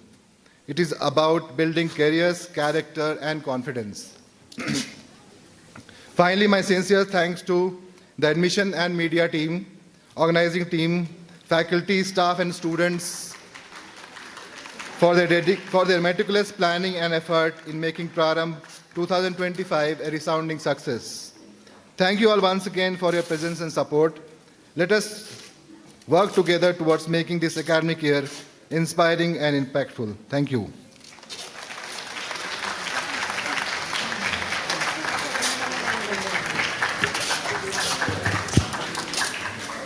What an amazing day this has been. A big thank you to all our dignitaries, parents, faculty, and of course, our brand new Medhavians for bringing so much energy to Prarambh 2024. A big round of applause for yourself too. This is just the beginning. Your journey starts now. Until we meet again, keep learning, keep growing, and keep shining. Have a wonderful evening, everyone.